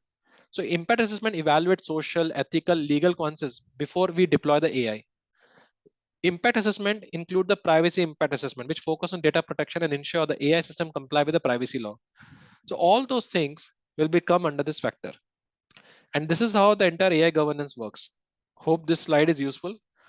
So what is the top layer? Hard law, which influence your AI system. These factors basically shape the organization approach to AI governance. Principal guidelines, stakeholder pressure, that comes under stakeholder alignment. This is where we're creating a corporate strategy. And then based on that, we implement where we have a AI system design. Okay, we have an algorithm design and we do the risk impact analysis. Can we say like that maximum involvement we should do in this stage? Whatever the controls we need to introduce, we should introduce in this stage: AI system design, algorithm design, and risk and impact systems. This is your middle layer. Okay, strategic alignment, value alignment is a middle layer. Okay, but the most important layer is AI system design, algorithm design, and risk impact assessment. So how many agree we should be very active in this stage? Because if you don't be active in this stage, it's a problem. So this is your environmental, this is your organization, and this is basically your operational governance. This is your operation governance. And that's why we have a continuous feedback. Okay, here the internal auditor comes, AI auditors, who providing independent reports to the board and all that, just to make sure are we aligned with the strategy and all that. So we are using a lot of tools, okay, in the AI. Okay, we are using a lot of tools in AI. So like example for the data governance tool, okay, because we need a data catalog and all that. We're using a tool for model governance, which is called MLOps. Okay, MLOps is just like a model tracking. Have you heard about this called Kubeflow or AWS SageMaker and all that? So these are basically part of that. Okay. Then we have a bias and fairness tools. Bias and fairness tools we are using to detect the, we have a AI fairness, 360 fair learn, all are basically the AIs. Okay, then we have a security advisory testing. This is where the offensive come into the picture. And finally, we have a compliance and documentation. So these are the different kind of tools and technology we have to support the governance. So when we're talking about building AI strategy, okay, so what is the meaning of strategy? Strategy is a comprehensive plan, or you can say strategy is a plan of action to achieve the long-term goal and objective. Can we say strategy is the comprehensive plan of action which is designed to achieve the long-term goal? Agree? whereas a policy refer to a set of guidelines. Can we say strategy outline what need to be achieved and how to get there, and policy define the rules and the boundary. So always remember one thing, okay? Every sequence wise, if you see, the first step is always is the context. So here what happen is when you're talking about tools that we're using different kind of a tools in the AI governance. So first is called as a data catalog, master data management, data quality platforms. Is it clear? So these are the tools we require. Now what they do, they provide the central repository for data sources, metadata, and all the lineage. But when you're talking about here, there we have to introduce a data governance practice. Okay, like GDPR and everything. Then we have a second is called as a model governance, which is part of your MLOps platform. It is like a heart and brain of AI.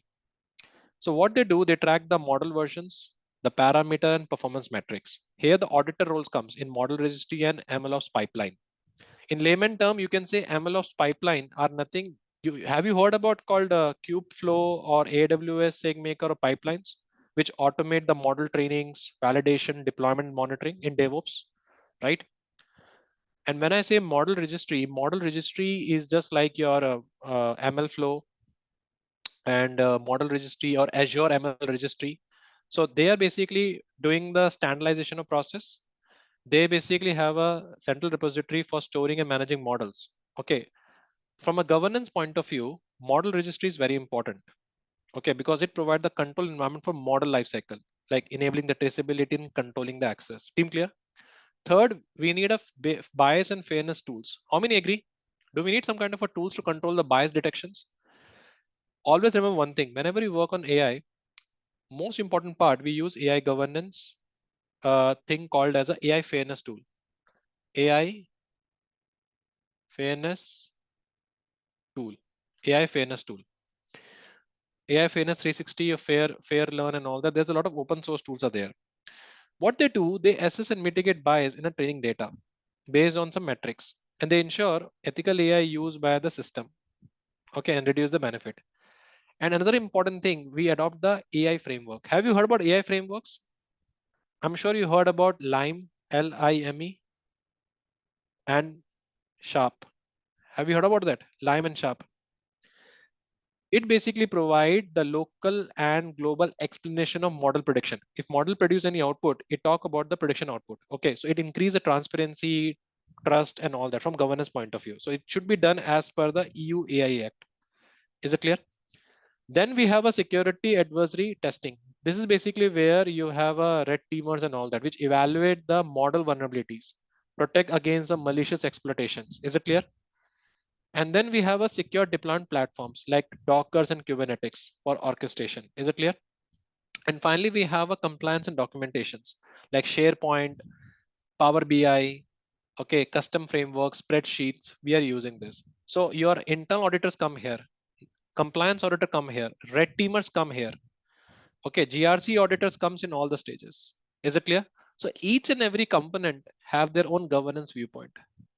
So now we're going to discuss about how to build AI strategy. See, you can see a lot of companies moving their 90% of operations in on AI. How many agree? But it should be introduced in a systematic manner, right? Right. And for that, we create a first AI strategy. So AI strategy is a plan for incorporating AI into organization so that we can align with the AI support and all that. Let's take example, Amazon has decided they want to cut off the staff and they want AI to be used for the recruitment. Do they need to add in the part of strategy? Like what will the first year plan with AI? What should be the second year plan? What should be the third year plan? What should be the fourth year plan? A good strategy is the one which integrate with the business goals. Without business goal, the strategy will be ineffective. Second is roadmap for effective use. So if you take an example of a successful AI strategy, it act like a roadmap for the data enhanced supply chain operations and talent because that give me the particular outcome. And most, it help you to guide the technical infrastructure. So now I'm going to discuss. Just for a second, observe this diagram. Okay, so if you can see this diagram, what is the first thing you can see in the diagram? AI, strategy. That drives the AI plan. And then we have a AI ready. This activity is called as a AI readiness and AI foundation, which is part of a design step. If I don't spend due care and due diligence on this area, can we directly come to this? Can we backfire? Can we return back? The answer is no. So we have to spend maximum time on this area. Strategy, we define the plan and make the AI ready. And based on that, we introduce a process and practice. Okay, then we manage the AI and then we secure the AI. And make sure in this entire end-to-end process, we have to follow the responsible AI principle. We already covered responsible AI principle, remember? What is the definition of responsible AI? Must be fair, transparent, and all that. Is it clear? The difference between govern is called a set of direction.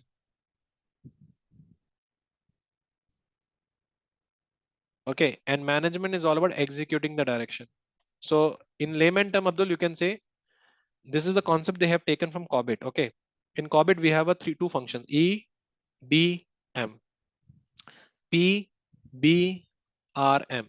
So EDM managed by board and PBRM managed by CIO, CISOs, AIO, artificial intelligence officers. Okay, Abdul, clear?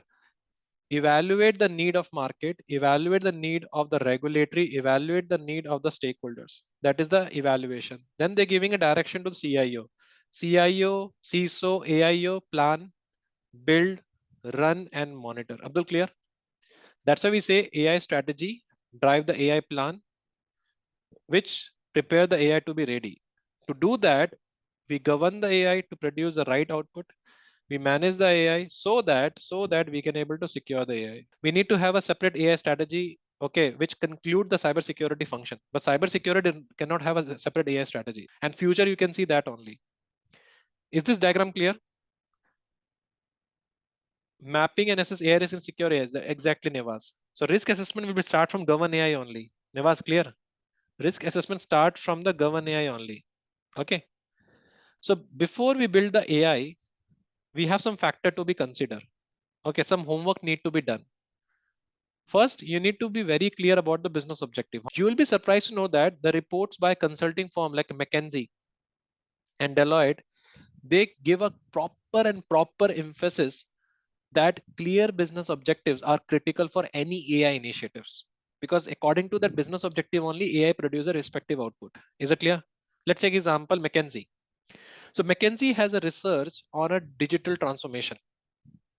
Okay, they have a research on digital transformation, that how the AI can improve the productivity and all that. They're giving their viewpoint how the AI, okay, aligning the AI initiative with the overall business goals can reduce the cost, innovations, and customer experience enhancement. Is it clear? So that is basically part of a business objective. But can we simply randomly create any strategy? No, we have to do the gap assessment to understand what is the current technology capability we have. We have to assess the organization existing technology infrastructure. We need to ensure the infrastructure can support the AI application. We have to look for the infrastructure capacity. Example, cloud platform, storaging system, processing power, and all that. Business objective define the cost, and we will see is the cost justify as per the current technology capability, because we don't need to start from zero. Then we have to see, do we have a readily data available? Okay, that's something we need to see that, because data is the foundation of AI. So we have to ensure data is collected, it should be cleaned, it should be stored effectively. So we need to understand the quality, quantity, accessibility to data. Okay. Then ethics and compliance. What kind of ethics we need to follow? Do you know there is a one framework we call FACT, FACCT. FACT stands for fairness, accountability, transparency. So we have to make sure how the ethical implication of AI comes, how to comply with things, what kind of a talent is required, and what kind of a resource we have. This is where they hire the big four consultants to do that. So there's a four step for building an effective AI strategy. Define the problem. Until unless your why is not clear, you can't build the AI. Why we introducing AI? You can't do anything. So define the problem and identify the opportunity. That's the first thing. Then consider your timeline. Any average AI transformation will take 5 years, at least 1 year to 5 years. Third, create a roadmap. And fourth, you build the thing. So we have a three things here: data strategy, algorithm strategy, and infrastructure strategy. Now, please, can I spend 2 minutes on this? because this is the most important outcome. Listen carefully. Define the problem. What is the problem? The problem is we need a more people, but existing HR team cannot able to work. So I want an automation in the AI. Consider timeline in 6 months. Fine. Roadmap, step one, step two, step three, whatever we have. And the roadmap defined based on these three pillars: data, algorithm, infrastructure. What is the first thing we need to understand? Data, because data is the fuel of AI engine. When you purchase any car, what is the first thing you will consider? The most important thing, I am looking for EV, I am looking for petrol, or I am looking for gas. Agree? It is also a factor. Okay, safety, mileage is there. Okay, same like when we're talking about data, data is the fuel of AI engine, right? Based on data only, we can decide the algorithm which support the data. And then we basically see the infrastructure which support the algorithm. So you need to consider the type of data you required. You are going to process the raw data. Does raw data demand more computation, or does the cleaned data demand more computation? Your computation demand more in raw data, clean data, raw data, because raw data need to be converted into clean. Is it clear? So access to relevant quality data is a key to unlock the benefit of AI. So start with the understanding whether your organization possess the necessary data in-house, or you need to acquire additional data for the solution. First step is clear. So if you get a any kind of a scenario, understand the data strategy, because based on that only you build the AI. Second is algorithm. Algorithm is a heart of any AI application. And these are the mechanism for building a models that lead to the intelligence and developing. Now here, as per my experience, what I did, I decide who will design the AI, why we developing, who will validate the AI model. So we required as per the project. And third, we called as the infrastructure strategy. Infrastructure strategy means implementing AI system required the suitable. Can I go for cloud? What is the impact? If I do on-prem, what is the impact? So when you're building an AI strategy, this is the content of the strategy. So how many of you seeing this first time AI strategy document? Your AI strategy document complete the execute summary, vision, mission, and everything. Then we talk about the governance, decision making body, risk management, compliance protocol. Then you talk about how you're going to manage the data. Then use cases, then technology, then workforce, ethics, roadmap, and monitoring. So these are the necessary pillar, necessary content required in the AI strategy. One thing you have to be very clear: until unless your AI strategy is not clean, is not verified, it is not simple, the management cannot implement that. So executive summary is very important. Governance talk about what is the decision making process you have, data strategy and everything. That's why I use one framework which is called as a dance studio framework. We start with vision, which is called ambition. Then we talk about asset. Asset is use cases, AI portfolio, and data sets.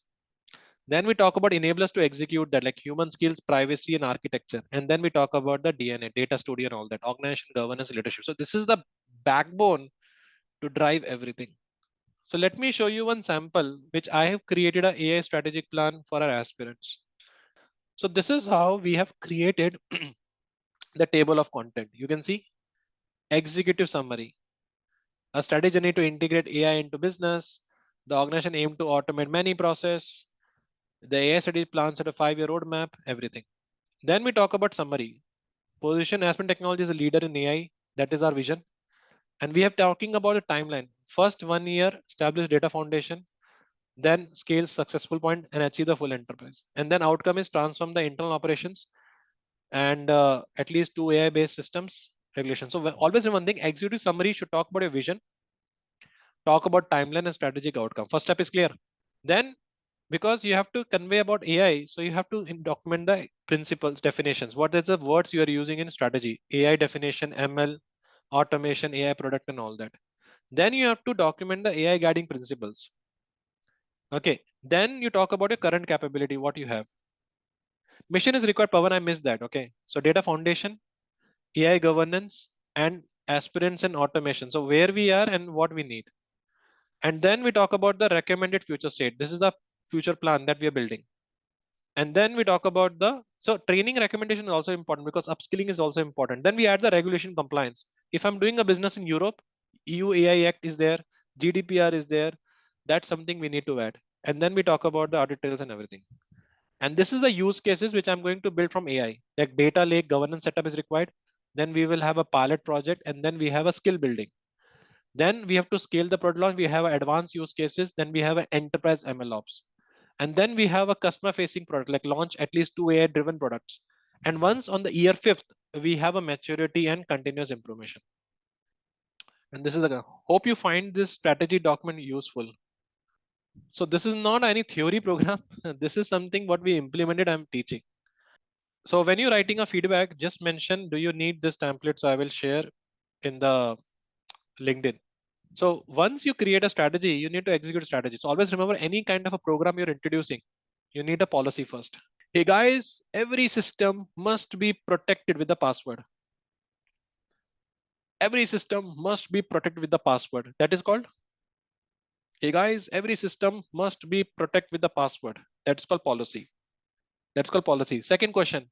Okay, he told me follow the policy called password. But what is a password? What is the size of password? That is called standard. 8 character. Define the uniformity. Third is basically called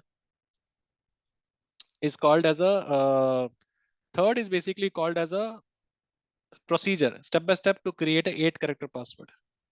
And then finally we have a guideline. So when you're building an AI policy, we consider 4 aspects like ethical guideline principles. Is it important to starting with any policy? You need to have an ethical guideline. The guideline which talk about the AI governance and all that. Second is basically called your policy should be aligned with the broader and strategic outcome. Third is called as a data governance, which talk about the manage internal and privacy governance data. And finally, we have a user guidance and communication. So when you're talking about the policy, okay, when you're talking about the policy, this policy basically have a 4 dimension. This policy is basically have a 4 dimension. I repeat again, ethical guideline, data governance, aligned with the strategy objectives, and user guideline. So if you can see, strategic impact is a one thing and operational impact is a one thing. Okay. So question is how to create AI policy. So how many of you always get confused how to write AI policy? We have a 2 type of AI policy. One for the company who building a product, and one policy for the AI user. Is it clear? So it's up to you how you want to create a policy. So we have a 2 type of policy. One is called as a user focused AI policy. A policy talk about the usage guideline. Example, hey guys, never use ChatGPT in your production. Never do this, never do that. So this is called as a product based AI policy or AI usage policy.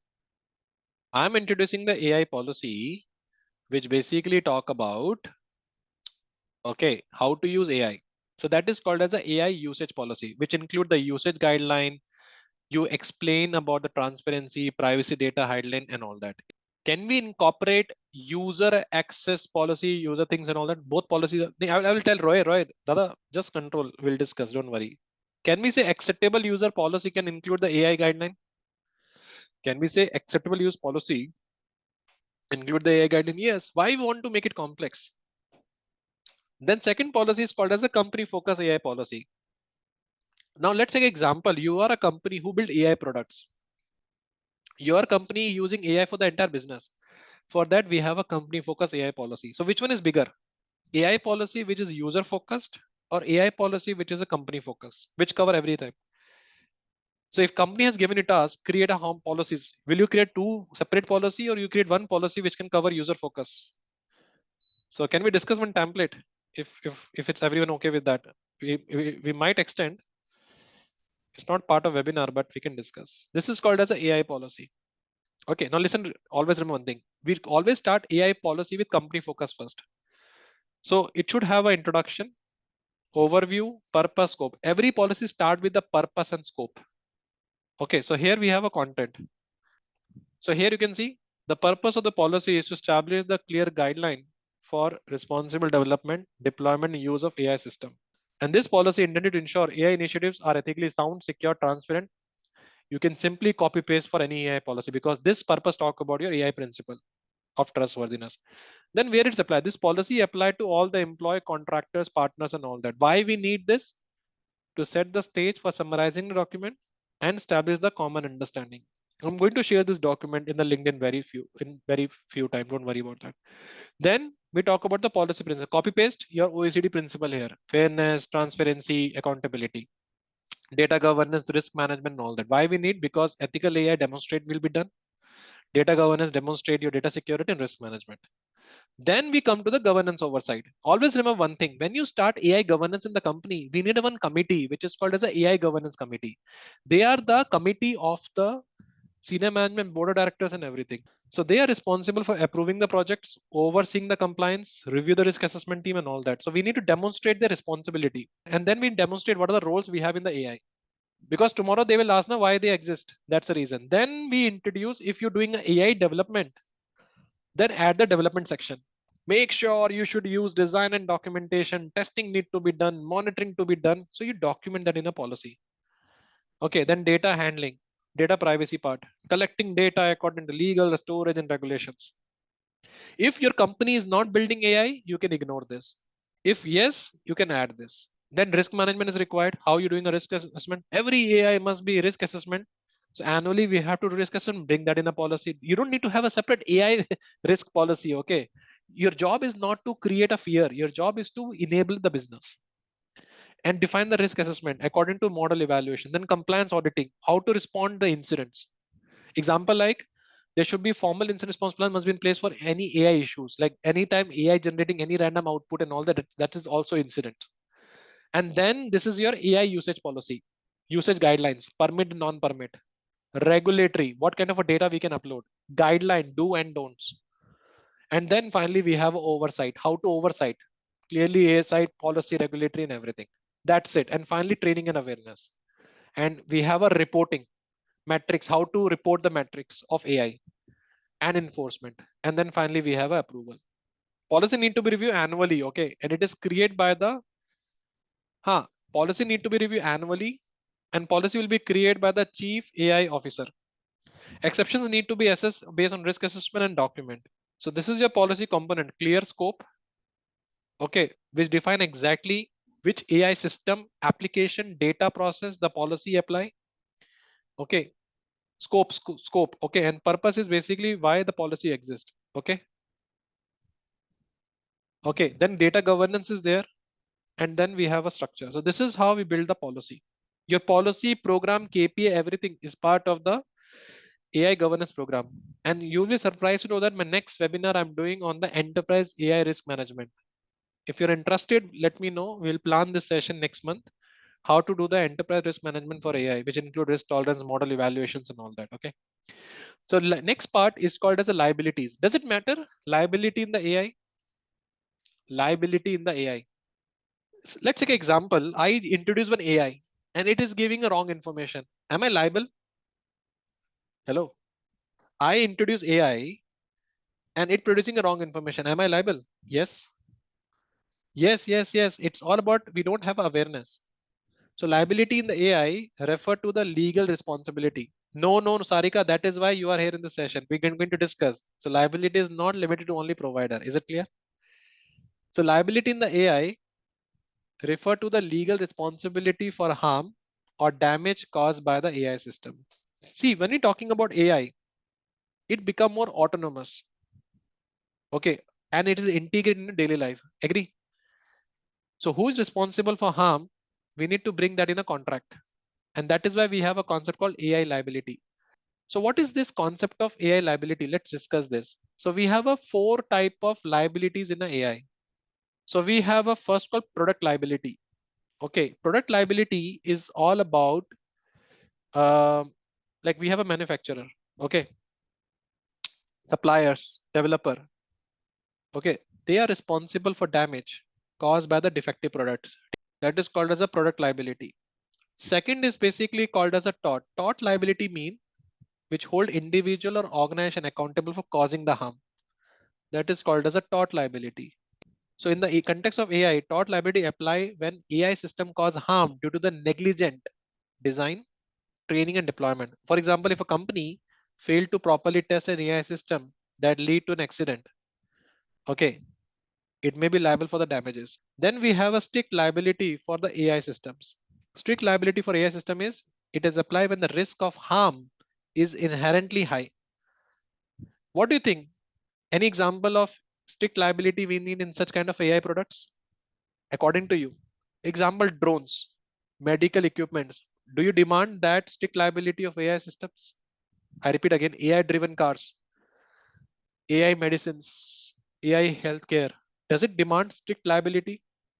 Yes, because that harm inherently will be high and it can impact the human. Is it clear? It's responsible for the harm caused. Or autonomous vehicles we have. Is it clear? And last is basically called as a negligence AI. Negligence AI is a part of the party.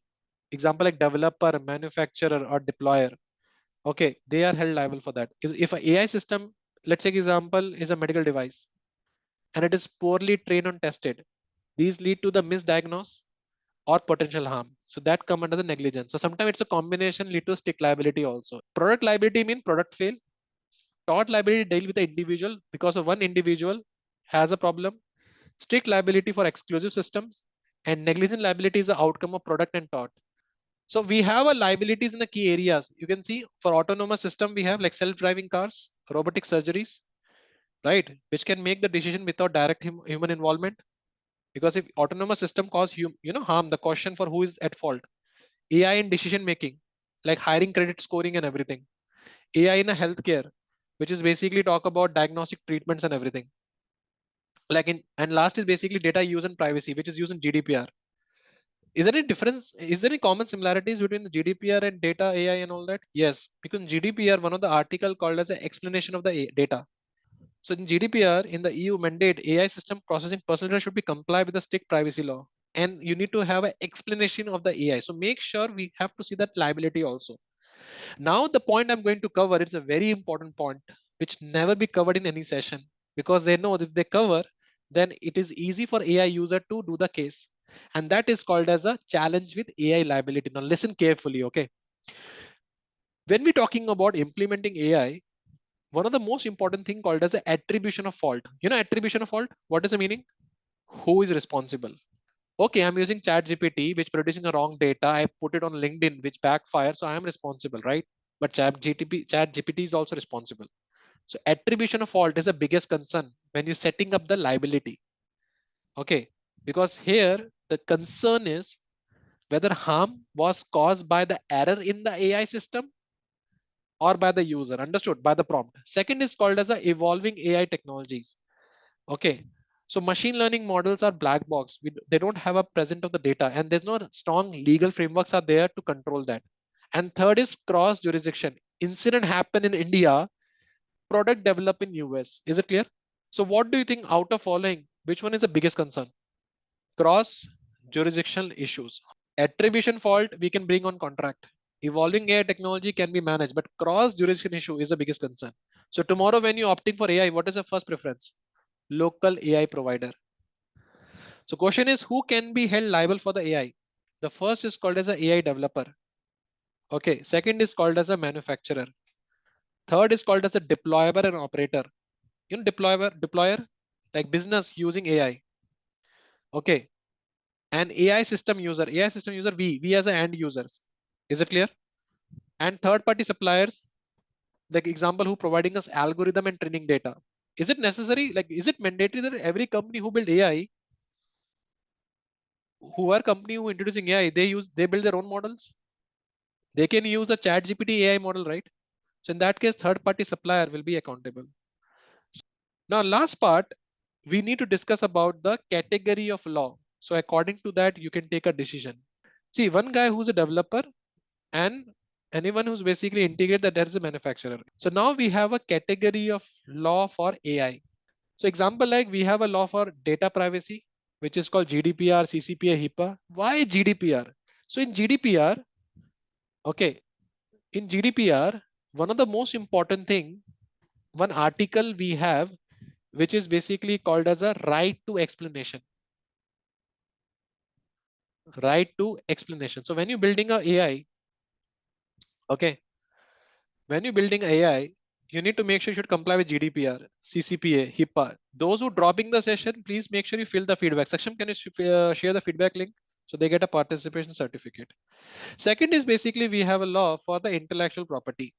Is it clear? Like example, when you're using AI and all that, intentionally or unintentionally, you're uploading a data which lead to the copyright law, using someone else model which is called patent law, and you uploading some kind of a trade secret. Trade secret is basically like AI algorithm model which can be protected as a trade secret. So you're using someone's trade secret. And then we have a law which is basically for the liability and accountability. Example like, we establish who is responsible for AI product if AI product caused the damage. Okay, let's say example there's a AV which caused accident due to the malfunction. Is it clear? That come under product liability, negligence, and strict liability. So law category here is data privacy law, intellectual property law, and liability law. But is it limited to only this? No. We have another one which is called anti-discrimination. Is it important? Here we need to ensure AI system do not discriminate. If we do that as per the anti-discrimination and equal right law, they can take a decision. There is a law called as a equal employment opportunity, EEO. I repeat, EEO. Have you heard of EEO? EEO, employment opportunity law.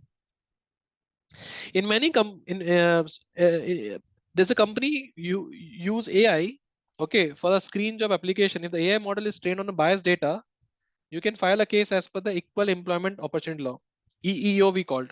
There is another law called as a Fair Lending Law. It is called as a AI-driven credit scoring system, which ensure they do not discriminate against the specific groups for which need to be processed as per the Fair Lending Law. US also seeking to address the AI-related discriminations.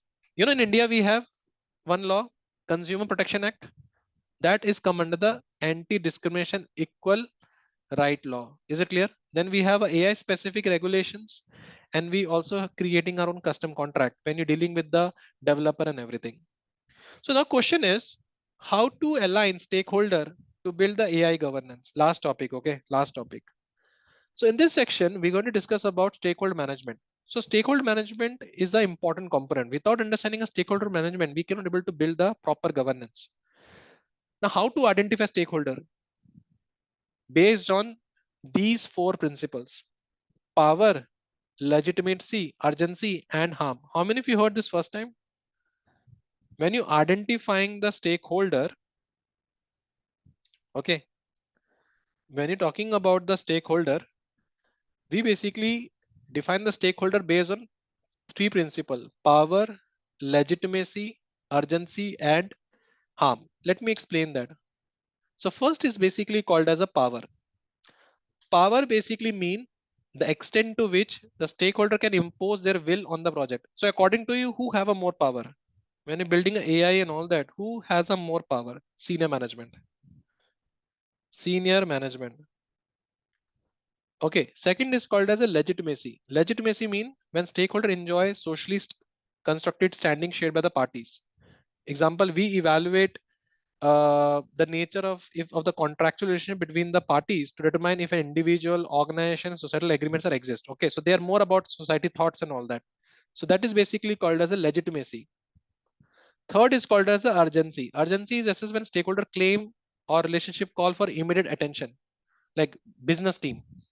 And last is basically called as a harm. Harm evaluate if the stakeholder would be harmed by the implementation. So when you building a AI, consider these four factors. Is it clear? These are the attributes defined for identifying stakeholders and non-stakeholders. Is it clear?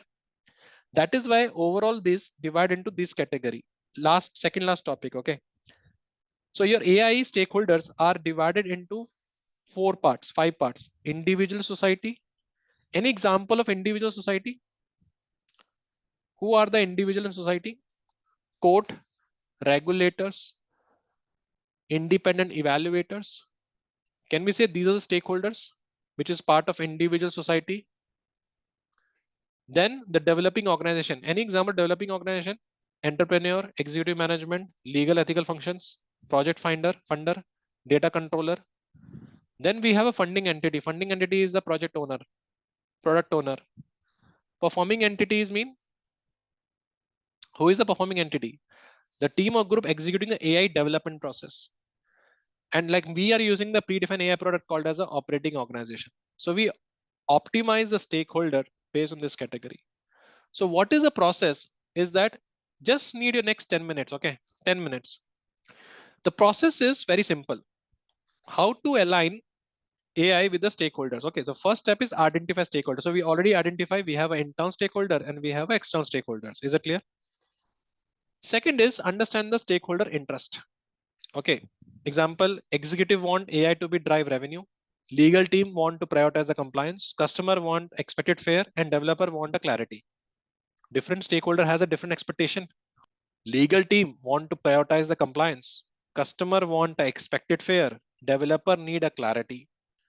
So how can we bring everyone on the same page? Can we say we use survey, interview? Can we do survey, interview, and all that to get every point in a one particular things? And that basically helped me define the AI governance objective. Okay, I need a transparency, I need ethical, I want risk management and all that.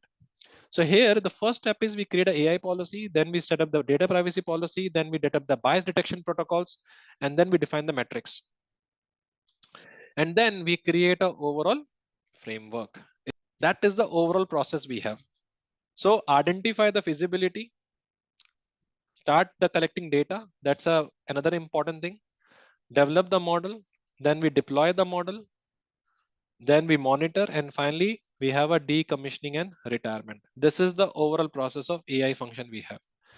If you have a 5 more minutes, we can deep dive into each step. If everyone okay with that, can we?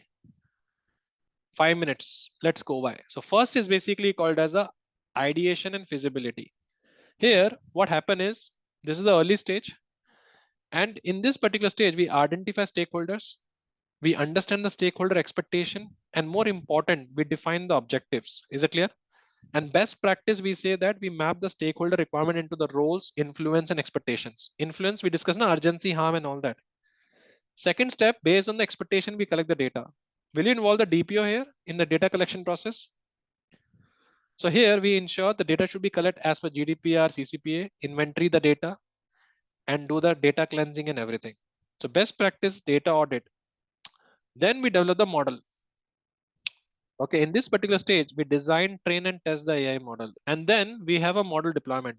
Before we deploy a model in the production, do we need to test? We'll need to look for the regulations. We need to train end users. And more important, we need to align the stakeholders here. So we have a feedback loop. And then we have a monitoring and maintenance. Monitoring and maintenance basically mean we collaborate with the technical team, involve the metrics, KPI, and everything.